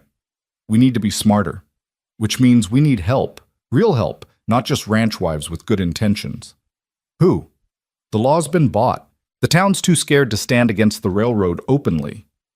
"Then we go above the law. Above the territory, we go federal." Evelyn stared at him. The federal government? There's a U.S. Marshal who rides this circuit, name's Clayton Shaw. He came through about 6 months ago chasing bank robbers. Good man, honest as they come. If we can get word to him about what's happening, bribery, intimidation, violence, he'll have jurisdiction that supersedes the territorial judge. How do we reach him? Telegraph office in Cheyenne. 3 days' ride if we push hard. He looked at the barn, the scattered remains of their night. But it means leaving the ranch vulnerable. Or we split up. One of us goes for the marshal, one stays to defend the property. Absolutely not. We're not separating. That's exactly what they want. Then we get creative. Evelyn's mind was already racing ahead, forming plans. Mrs. Chen's son. He's young, fast, knows the territory. We send him to Cheyenne with a message while we fortify here. Meanwhile, we use our alliance, get people to come stay with us, make it clear that attacking us means attacking the whole community. It was risky. It relied on people being braver than fear usually allowed. But it was the only plan that didn't involve splitting up or abandoning their home, and right now, those were the only two options Colt refused to consider. They spent the rest of the night securing what they could and planning for dawn. By the time the sun rose, painting the smoke-damaged barn in shades of amber and gold, they had a strategy. Colt would ride into town at first light to arrange things with Mrs. Chen and gather any willing defenders. Evelyn would stay at the ranch, armed and ready, guarding what was theirs. "I don't like leaving you alone," Colt said as he saddled his horse. The sun was barely cresting the mountains, and the morning air was sharp with cold and the lingering smell of chemicals. "I'm not alone. I have 5 horses, a scattered herd of cattle, and enough ammunition to hold off a small army." She checked the shotgun again, more for comfort than necessity. "Besides, it's just a few hours. You'll be back by noon. If anything happens, I know. Fire 3 shots. You'll hear them and come running." She reached up and pulled his face down to hers, kissing him hard. "Go. The faster you leave, the faster you return." He rode out with visible reluctance, looking back 3 times before the ranch finally disappeared from view. Evelyn watched him go, then turned to survey her domain. The barn still reeked but was structurally sound. The cattle would need rounding up, but that was work for after Colt returned with reinforcements. For now, she had the house to secure and defenses to prepare. She was hauling water from the well when she heard the horse approaching. Her hand went instinctively to the pistol at her hip, but she relaxed slightly when she recognized the rider, Tommy Briggs, the boy they'd caught trying to burn the barn, riding like the devil himself was chasing him. He practically fell off his horse in his haste, his face pale and terrified. "Mrs. Maddox, they're coming. Hastings and at least 20 men, and they've got—" He stopped, gasping for breath. "They've got guns and torches, and they're saying they're going to finish this today. They're maybe an hour behind me. I rode hard to warn you." Evelyn's mind went ice cold and crystal clear.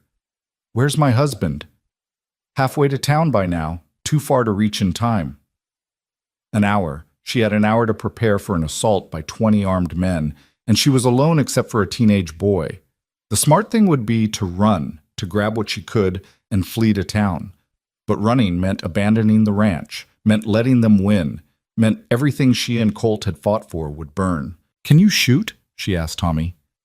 "Yes, ma'am. Not great, but I can hit a target more often than not." "Good enough. Get the rifles from the house. Load every gun we have. And then I need you to do exactly what I say, when I say it, without question. Can you do that?" "Yes, ma'am." They spent the next 45 minutes in frantic preparation. Evelyn had Tommy position himself in the barn loft with a rifle and strict instructions not to shoot unless she gave the signal. She didn't trust him completely. He'd tried to burn them out once already, but desperation made for strange alliances, and the terror in his eyes seemed genuine. She positioned herself on the porch with a clear view of the approach road, surrounded by loaded weapons within easy reach. She'd changed into her darkest dress, pinned her hair back severely, and now stood waiting with the kind of calm that only came from accepting that fear was useless. They came exactly when Tommy predicted, a line of riders materializing out of the morning sun like a vision of hell. Hastings rode at the front on a black gelding, flanked by men she recognized from town, and some she didn't. They stopped just outside rifle range, clearly expecting her to be alone and terrified. She was alone, but terrified wasn't in her vocabulary anymore. Mrs. Maddox, Hastings called, his voice carrying across the yard. Where's your massive husband? Finally realized he was outmatched and ran? He went to town. He'll be back soon. So will half the territory when they hear you've brought an armed mob to attack a woman alone. Alone? Hastings laughed. Then this will be even easier than I thought. Here's how this works. You sign over the deed to this property right now and we ride away. You refuse and we take it anyway. Only difference is whether you walk away from this or get carried. I have a counteroffer, Evelyn called back. You turn around and leave, and when my husband returns, I'll convince him not to hunt every single one of you down and bury you in unmarked graves. Brave words for someone so outgunned. You're not the first man to underestimate me because of my size. You won't be the last, but you'll definitely regret it. Hastings' expression hardened. Have it your way. Boys, burn it all. And if she gets in the way, well, accidents happen. The men began to advance, spreading out in a line designed to overwhelm. Evelyn waited until they were just inside rifle range, then fired a shot that took the hat clean off the nearest rider's head. The line stopped, horses dancing nervously. Next one doesn't miss, she said clearly. You wanted a fight? Fine, but I guarantee some of you won't ride away from this. For a moment, she thought it would work. Thought the display of skill and resolve would make them reconsider. But then Hastings shouted, She's one woman. What's she going to do? Shoot all of us? And the line surged forward. Evelyn fired methodically, each shot placed to disable rather than kill. A horse here, a man's shoulder there, enough to scatter the charge without committing murder. From the barn, Tommy added his fire, and the combination of two shooters in different positions created the illusion of more defenders than they had. But illusion only lasted so long. The mob realized quickly that they were only facing two guns, and they adapted, using the barn and outbuildings as cover to advance. Evelyn was reloading her third rifle when she heard riders approaching from the opposite direction, reinforcements for Hastings, she thought, and her heart sank. But the riders that appeared weren't reinforcements for Hastings. They were ranch wives and their husbands, nearly 30 of them, armed and determined. Mrs. Chen led them, her face set in lines of grim determination, and when they formed a line between the mob and the ranch house, the whole dynamic shifted. Mr. Hastings, Mrs. Chen called, you're outnumbered now, and unlike you, we're fighting for our homes, not railroad money, so I suggest you reconsider your position. Hastings looked between the two groups, his hired mob already demoralized by Evelyn's accurate shooting, and the community alliance clearly prepared for actual war, and for the first time, uncertainty crossed his weasel features. This isn't over, he snarled. Yes, Evelyn said clearly, stepping off the porch. It is, because you made a fundamental mistake. You thought attacking one ranch would be easy. You didn't count on attacking one ranch, meaning attacking all of us. She walked forward slowly, shotgun cradled in her arms, and stopped directly in front of Hastings' horse. This close, she could see the calculation in his eyes, the weighing of whether killing her would be worth the consequences. She met his gaze without flinching. You can kill me, she said quietly, just loud enough for him to hear. Maybe you'd even get away with it, but the second you do, my husband will destroy you. Not legally, not through proper channels.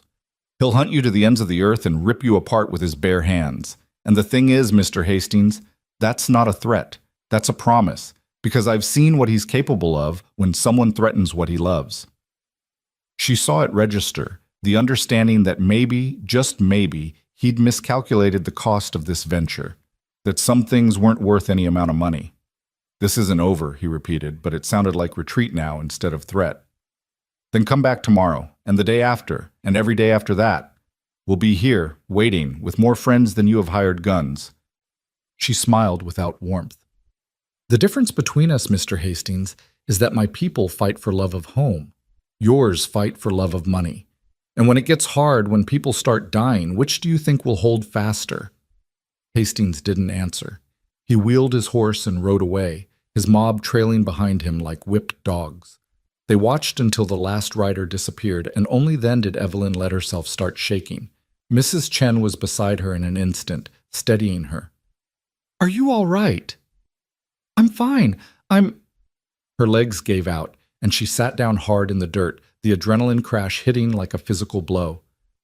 I thought I was going to die. But you didn't. You held them off until we got here. Mrs. Chen looked at the assembled defenders.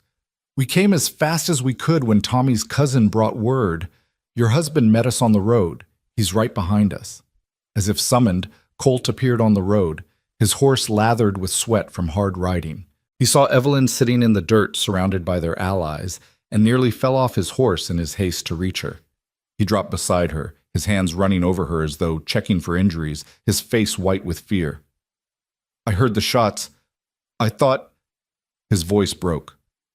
I thought I'd lost you. I'm fine. Tommy warned me, gave me time to prepare, and then... She gestured at the assembled community. Then everyone came. Colt looked around at the faces. Ranchers, shop owners, their wives, even the preacher holding a rifle like he remembered how to use it from younger days. People who'd risked their lives to defend neighbors they barely knew. Thank you, he said, and his voice carried across the suddenly quiet yard. All of you. You didn't have to come. This isn't your fight. Of course it's our fight, one of the ranchers replied. Railroad takes your land, they take all our land eventually. Better to stand together now than fall separately later. It was decided quickly. Some would stay at the Maddox Ranch, rotating in shifts to ensure constant defense. Others would return home, but remain ready to respond at a moment's notice. Mrs. Chen's son would still ride to Cheyenne to summon the marshal, but now he'd carry testimony from multiple witnesses about intimidation, violence, and bribery. As the sun climbed toward noon and people began organizing the defense rotations, Colt pulled Evelyn aside into the relative privacy of the chemical-scented barn. Don't ever scare me like that again, he said, his voice rough. When I saw those empty casings, knew you'd face them alone. I wasn't alone. I had Tommy and my stubbornness and every lesson you taught me about shooting. She touched his face, felt the tremor in his jaw. I'm sorry you were scared, but I'm not sorry I stayed. This is our home, Colt. I wasn't going to let them take it. Even if staying meant dying? Even then, because some things are worth dying for. Home is, love is, and you are. She pulled his face down to hers, kissing him hard enough to bruise. I love you, and I'll stand with you against railroads, hired guns, corrupt judges, and anything else that comes for what's ours. He crushed her against him, his arms coming around her with enough force to drive the air from her lungs. I love you. God help me. I love you more than I thought I could love anything. And if we survive this, when we survive this, she corrected, when we survive this, I'm never letting you out of my sight again. Deal. Now let's go be good hosts to the small army defending our home. They emerged from the barn to find organization was already taking shape. Someone had started coffee. Someone else was cooking the chickens General Sherman had terrorized. Apparently one of the defenders had finally caught and dispatched the mean bastard. And in the middle of it all, people were laughing, sharing stories, building the kind of bonds that only came from facing death together. That night, after the watches were set, and most people had bedded down in the barn or the house wherever space allowed, Colt and Evelyn lay in their bed listening to the sounds of other people breathing, living, defending. This isn't what I imagined when I advertised for a wife, Colt whispered. What did you imagine? Quiet. Routine. Someone to keep house and maybe share meals with. He pulled her closer. I didn't imagine love. Didn't imagine partnership that felt like two halves of one soul. Didn't imagine a woman who'd stare down 20 armed men rather than surrender. I didn't imagine any of this either, Evelyn admitted. I thought I was escaping danger. Instead, I found different danger and someone worth facing it with. She turned to look at him in the darkness. Do you think we'll win? I think we already have. Not the legal battle, maybe, not the railroad fight. But the important thing, we've built something here that they can't take with threats or fire or violence.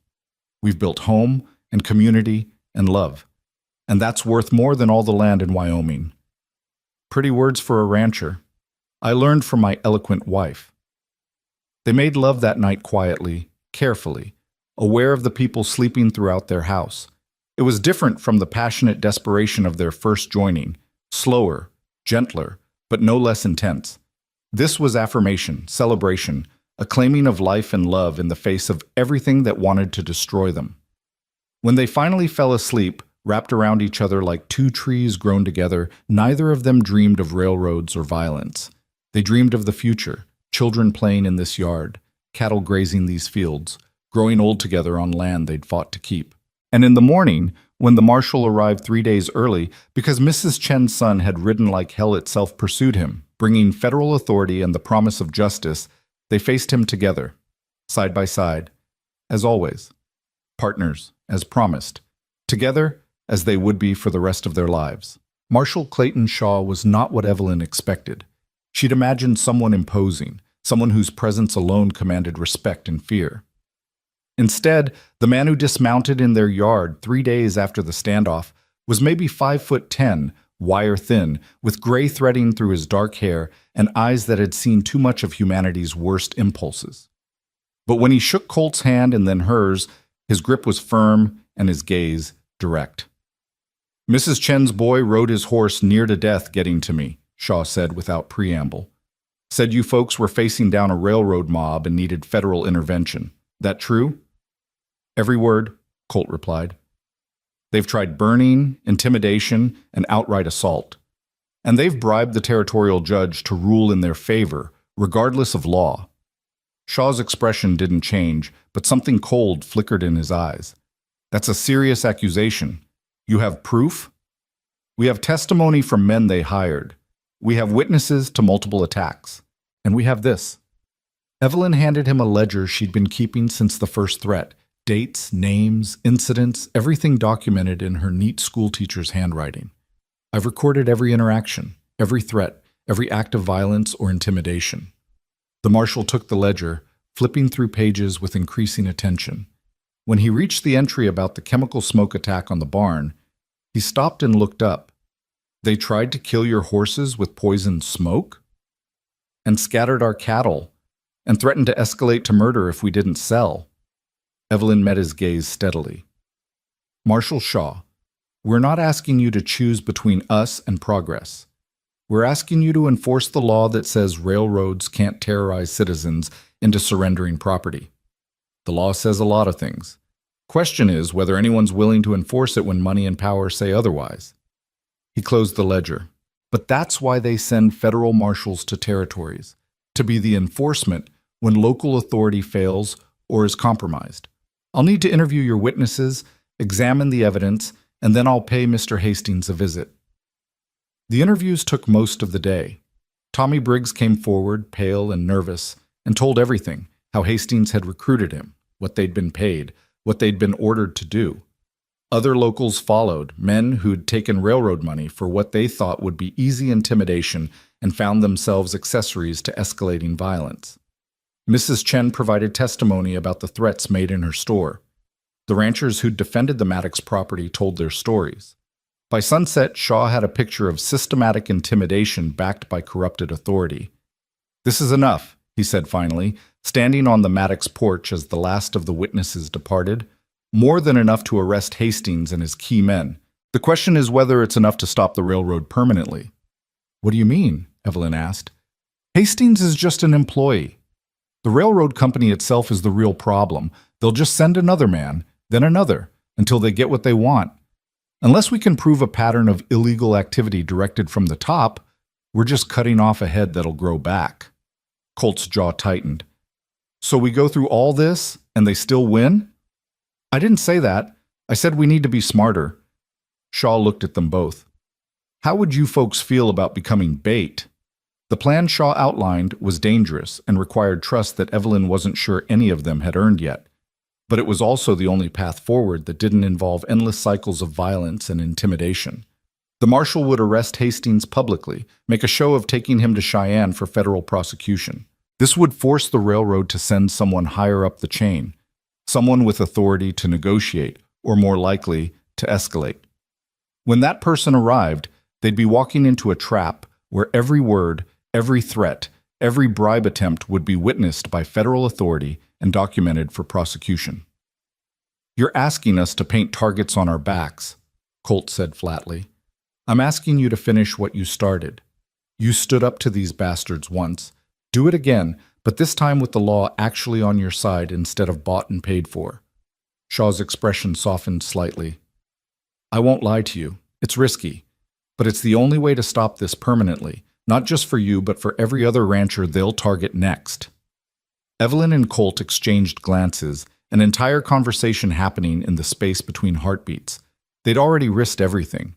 What was one more gamble if it meant ending the threat forever? We'll do it, Evelyn said, but we do it our way, with our people watching our backs. Wouldn't have it any other way, ma'am. Hastings was arrested the next morning in spectacular fashion, Shaw and two deputized ranchers dragging him from the Silver Ridge Hotel in handcuffs while half the town watched.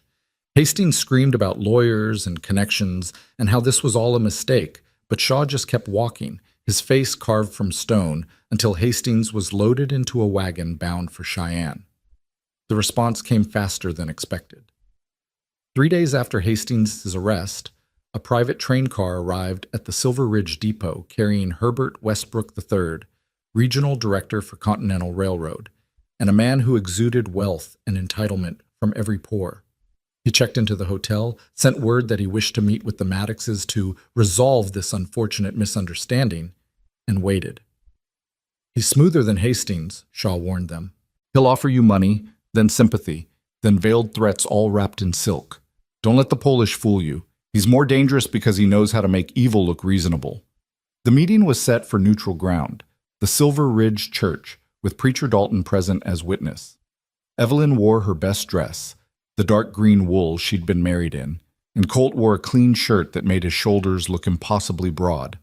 They walked into that church holding hands, presenting a united front, and found Westbrook waiting with the kind of smile that didn't reach his eyes. Mr. and Mrs. Maddox, he said, rising with practiced grace. Thank you for agreeing to meet. I'm afraid my employee, Mr. Hastings, quite overstepped his authority. The railroad deeply regrets any distress you've experienced. Distress, Pig, Colt repeated flatly. Is that what you call attempted arson, assault, and death threats? Unfortunate miscommunications that I'm here to rectify. The Continental Railroad is prepared to offer you $25,000 for your property, well above market value, plus relocation assistance and a guarantee of employment for Mr. Maddox at any of our facilities. It was a good offer, better than good. It was enough money to start over anywhere, to build a new life without violence or fear. Evelyn felt the temptation of it, the seductive whisper that maybe surrender wasn't the same as defeat. But then she looked at Colt and saw his jaw set in that stubborn line she'd come to love, and she knew they'd never take it. This land was more than property. It was history, legacy, home. No, Evelyn said clearly. We're not selling. Westbrook's smile never wavered. Mrs. Maddox, I understand sentiment. Truly, I do. But let's be practical. The railroad is coming through this valley regardless of your feelings. We have government contracts, investor commitments, and public necessity on our side. You can profit from progress or be crushed by it. I'm offering you the former. You're offering us blood money to surrender what we've fought to keep. The answer is no. The smile finally cracked, just slightly. Then let me be more direct. We have the territorial governor's support. We have financial resources you can't imagine. We have the ability to make your lives so difficult, so unbearable, that you'll beg us to buy you out. The only question is whether you accept our generosity now or crawl to us later. There it is, Shaw said from the back of the church where he'd been waiting, the threats wrapped in silk. Mr. Westbrook, you just confessed to conspiracy to intimidate and terrorize citizens on behalf of your railroad. And you did it in front of a federal marshal and a preacher. Either you're incredibly stupid or incredibly arrogant. Westbrook went pale, his carefully maintained composure cracking. This is entrapment. This is law enforcement. And you just gave me everything I need to shut down your entire operation in Wyoming territory. Shaw moved forward, his hand resting on the pistol at his hip. Here's how this is going to work.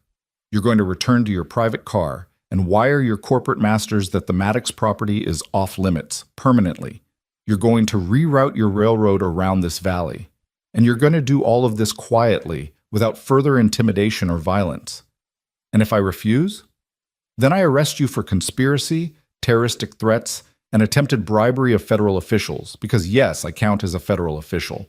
Then I seize all railroad correspondence and financial records as evidence. And then I make sure every newspaper from here to Washington knows that Continental Railroad tried to terrorize citizens rather than negotiate fair prices."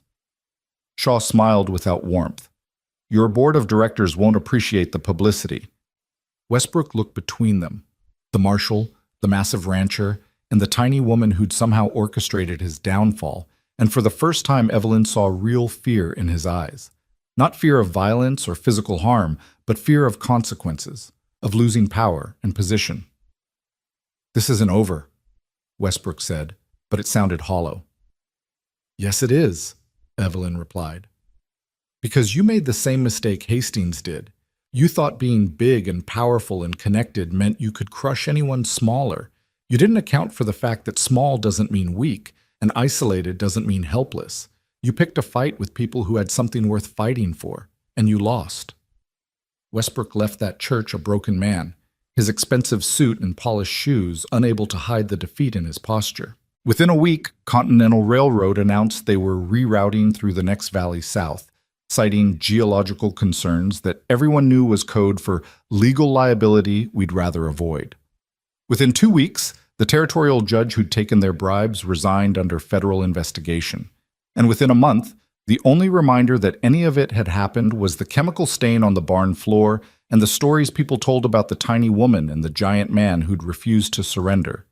Life returned to something approaching normal. The community defenders went back to their own ranches, though they stayed in touch, forming bonds that would last generations. Tommy Briggs's mother recovered, and Tommy himself became a regular presence at the Maddox Ranch, doing odd jobs and learning honest work. Even General Sherman's reign of terror ended, the rooster having met his fate in a stew pot and apparently being delicious despite his meanness.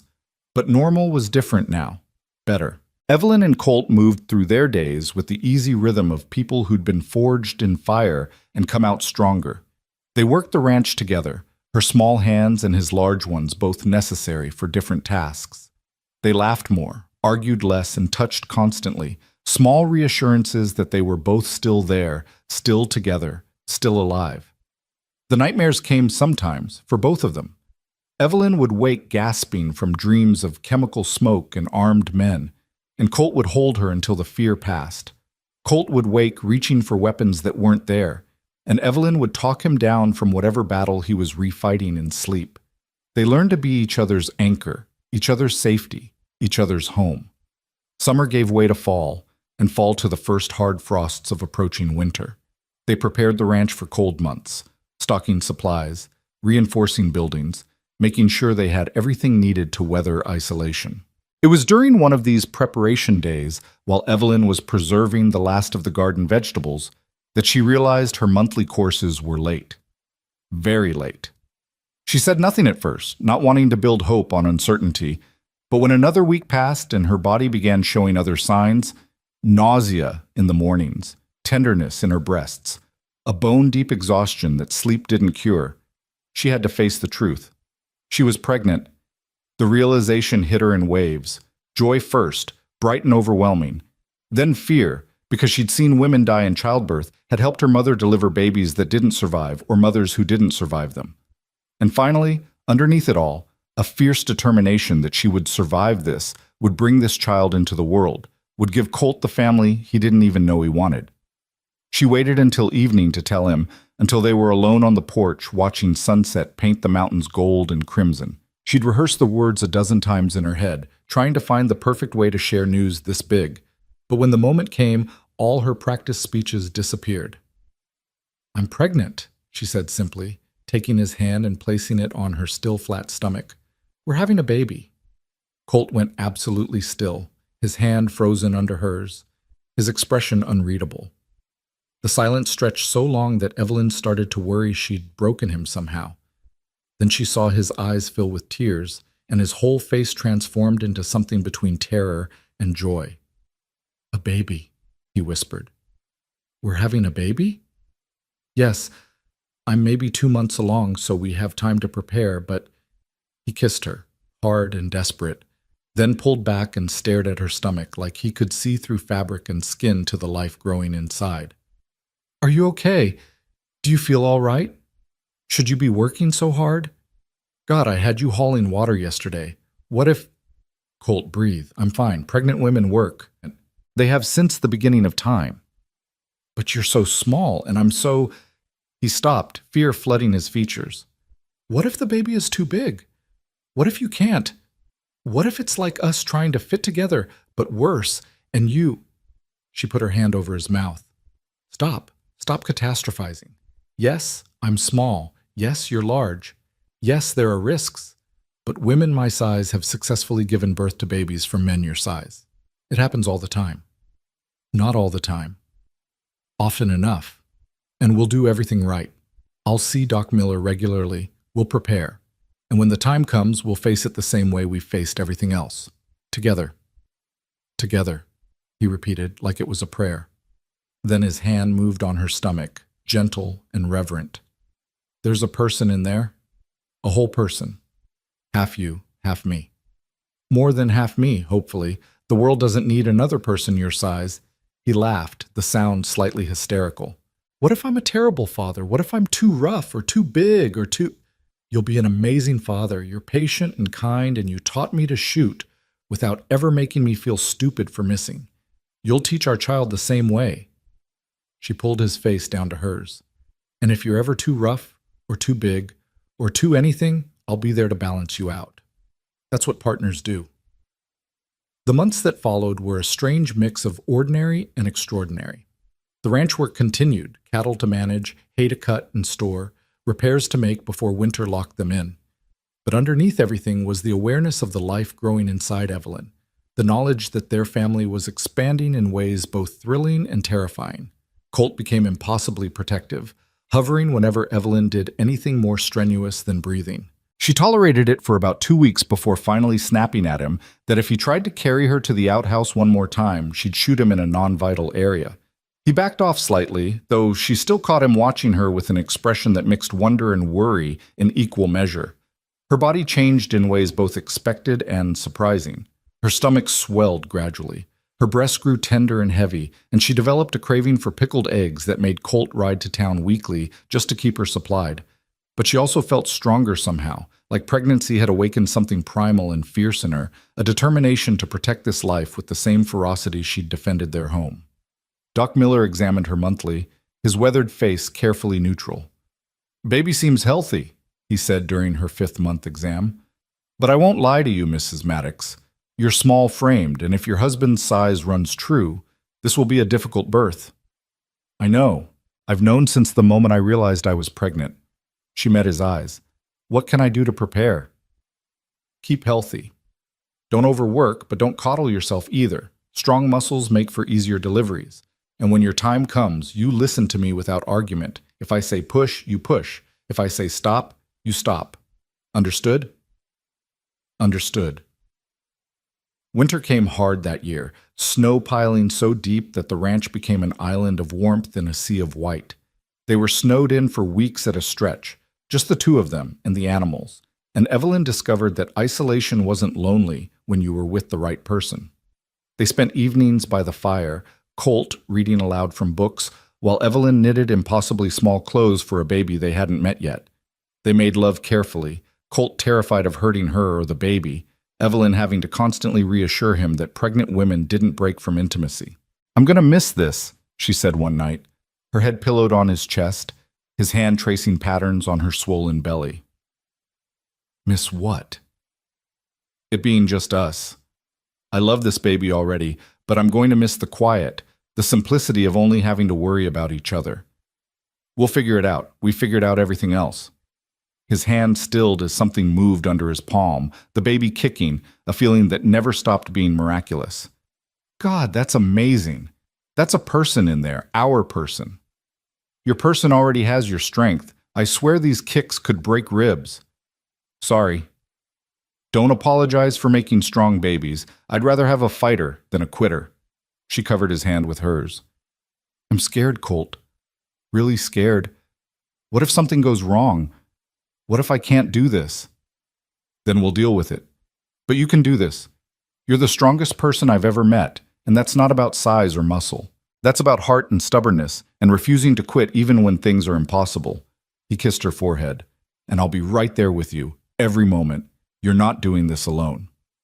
Spring arrived with the usual drama of melting snow and flooded creeks, and Evelyn grew increasingly uncomfortable as her due date approached. She couldn't sleep lying down anymore, couldn't bend to tie her boots, couldn't see her feet when standing. She waddled more than walked, felt constantly hot and irritable, and generally made Colt's life miserable with her mood swings and impossible demands.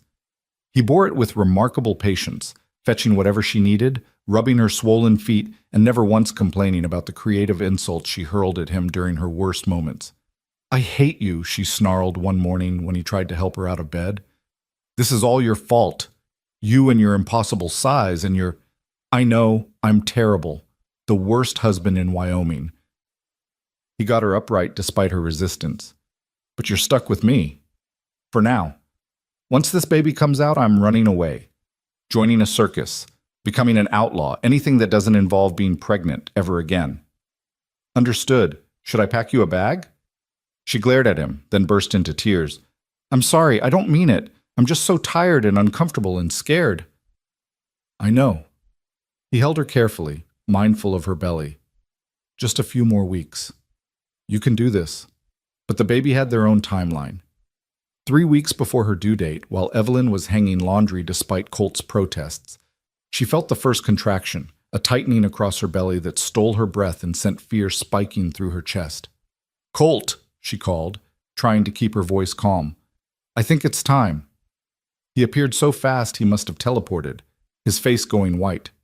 "Time? But it's too early. Doc Miller said..." "The baby doesn't care what Doc Miller said. Go get him. Now." The next hours were a blur of pain and fear and determination. Doc Miller arrived as the contractions were intensifying, examined Evelyn, and his expression turned grim. "Baby's coming breech," he said quietly.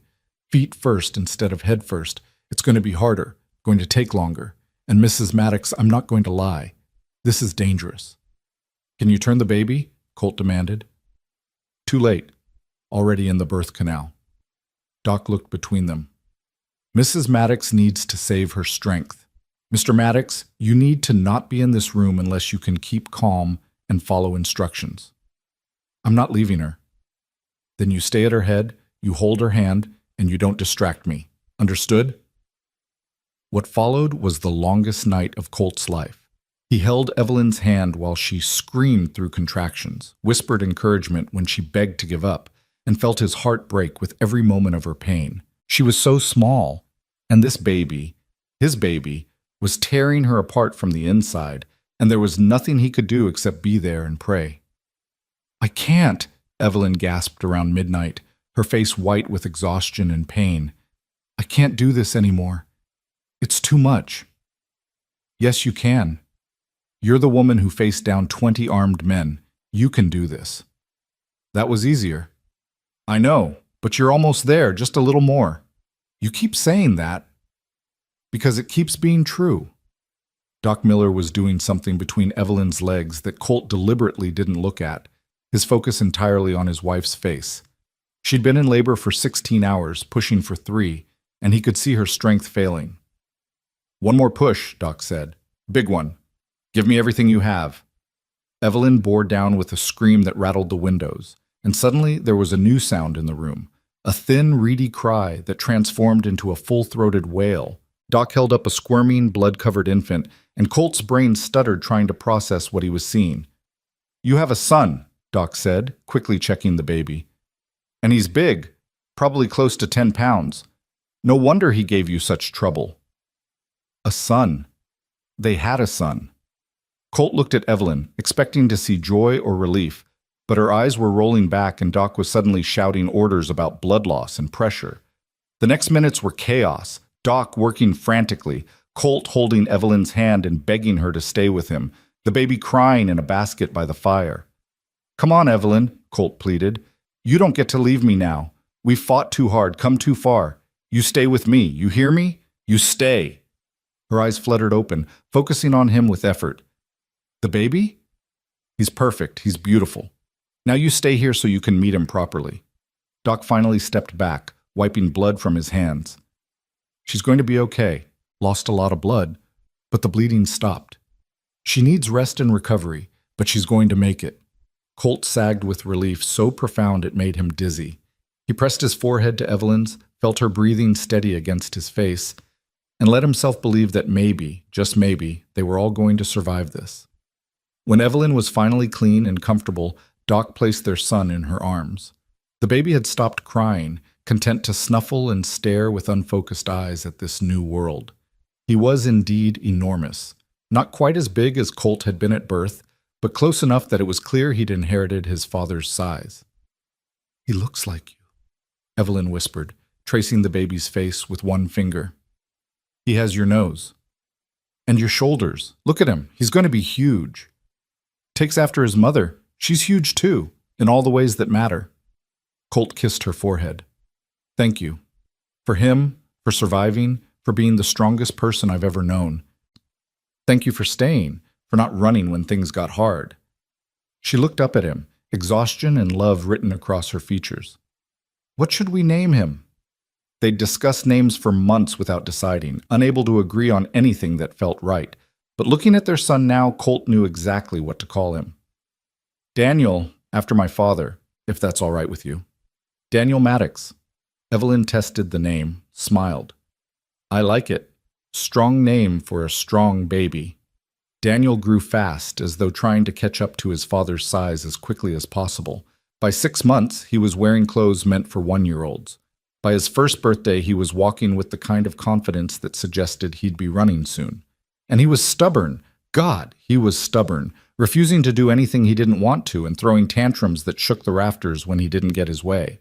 "He's perfect," Evelyn said one afternoon, watching Daniel determinedly trying to climb onto furniture too tall for him. "Stubborn and willful and absolutely perfect. He's a menace. He gets that from you. He gets it from both of us. We made a tiny tyrant. Not that tiny. Doc says he's already in the top percentile for size." "Of course he is. He's your son." She caught Daniel as he finally achieved his climb and immediately tried to launch himself off the other side. "And he has your complete disregard for personal safety. That's all you. I'm very cautious. You jumped into a barn filled with toxic smoke. That was different." "How?" "I had a good reason."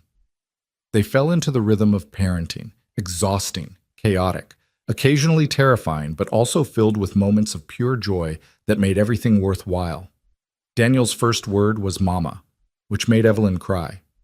His second was horse, which made Colt proud. And his third was no, which made them both laugh because, of course, it was. The ranch prospered. With the railroad threat gone, land values stabilized, and their cattle business grew. They hired help as they needed it, built additional outbuildings, and slowly transformed the property from a bachelor's rough homestead into a genuine family ranch. Tommy Briggs became their foreman, having proven himself trustworthy and hardworking. Mrs. Chen's son took over his mother's store when she retired, and the community that had defended them became extended family, gathering for celebrations and supporting each other through hardships. On Daniel's second birthday, they held a party that brought half the territory to their ranch. Children played in the yard, adults shared food and stories, and Evelyn stood on the porch watching it all with a sense of profound gratitude. "Thinking deep thoughts?" Colt asked, appearing beside her with Daniel balanced on his hip. "Thinking how far we've come. 2 years ago, I was a desperate woman answering an ad from a desperate man. Now look at us. We're not desperate anymore. We're happy. We built something real. A home, a family, a life worth living." She leaned against him, fitting perfectly under his arm the way she always had. "I never imagined this when I stepped off that stagecoach. Never imagined love or partnership or any of this. Neither did I. I thought I'd live alone, that I was too big and too broken for anything else. And then you showed up, tiny and fierce, and completely ruined my plans for lonely solitude." "Sorry, not sorry." "Same." He kissed the top of her head, Daniel squirming between them, demanding attention. "You know what the best part is?" "What?" "We're still learning, still figuring each other out, still discovering new ways to fit together." His arm tightened around her. "I love you more today than I did yesterday. And I'll love you more tomorrow than I do today. That's what we built. Not just a home or a family, but a love that keeps growing. Evelyn felt tears prick her eyes, the happy kind that came from overwhelming emotion. You're not supposed to be poetic. You're a rancher. I'm a rancher married to a school teacher. Some of your words had to rub off eventually. They stood there together, watching their community celebrate, their son babbling contentedly, the mountains standing eternal guard over land they'd fought to keep. The sun was setting, painting everything gold, and Evelyn thought about all the impossibilities they'd overcome, size differences that shouldn't work but did, threats that should have broken them but didn't, a love that shouldn't have been possible but became the foundation of everything they were. "What are you thinking about?" Colt asked. "About that first day, when you said I was too small and I said you were too big, about how wrong we both were." "We weren't wrong. We are mismatched by any reasonable standard. But we match where it matters, in stubbornness and courage and determination not to quit, in the ways we protect each other and build each other up, in love." She turned to face him fully, Daniel protesting at being jostled. "We're proof that the impossible is just the improbable that hasn't happened yet." "That's very philosophical for a ranch wife." "I'm a very philosophical ranch wife. It's part of my charm." "Your charm is being tiny, fierce, and completely unwilling to back down from anything." "That too." Daniel chose that moment to grab both their faces, demanding their full attention with the imperious certainty of a 2-year-old who ruled his small kingdom absolutely.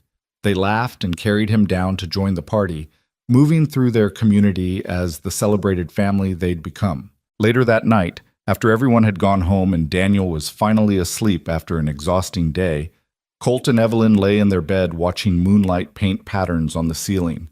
Her head was on his chest, his arm around her waist, their bodies fitted together in the way they'd learned through patience and practice and love. "Do you ever regret it?" Evelyn asked quietly. "Advertising for a wife? Getting me instead of someone who fit better?" "Every day." She stiffened against him, and he laughed softly. "I regret it every day because if I could go back, I'd do it differently. I'd advertise specifically for you. Tiny, stubborn, brilliant, brave. I'd demand the universe send me exactly Evelyn Ward and no one else. Because you don't fit better, you fit perfectly. You're exactly what I needed, even when I didn't know I needed it." "That's the most romantic thing you've ever said to me." "I'm getting better at this husband thing." "You were always good at it. You just needed to believe it." She tilted her head to look at him, moonlight catching in her eyes. "I love you, not despite our differences, but because of them. Because you're too big and I'm too small, and together we make something that works." "I love you too. More than I thought I could love anyone." He pulled her closer, careful as always, protective as always, loving as always. "Thank you for answering that ad. Thank you for being brave enough to come west. Thank you for staying through everything that tried to drive you away. Thank you for being worth staying for." They fell asleep like that, wrapped around each other, dreaming of the future they'd continue building together. A future that would bring more children, more challenges, more moments of doubt and fear and triumph. But they'd face it all the same way they'd faced everything else. Together, as partners, as proof that love wasn't about perfect fit, but about choosing every day to make the fit work. In the morning, they'd wake to the sounds of their son demanding breakfast and the endless work of ranch life. They'd drink coffee at the too-tall table and plan their day and touch each other constantly in small reassurances. They'd work side by side under the vast Wyoming sky, her small hands and his large hands, both necessary, both valued, both perfect for the tasks ahead. And if anyone ever asked them how they made it work, how someone so small and someone so large built a life together, they'd smile and say what they always said, carefully, with patience, with trust, and with the understanding that impossible just means we haven't figured out how yet. Because they were living proof that impossible was just another word for not yet, that too tight and too big were just problems waiting for creative solutions, and that love, when fierce enough and brave enough and stubborn enough, could outgrow every limit ever written. They'd built their forever from impossibility, brick by brick, day by day, touch by touch. And it was beautiful.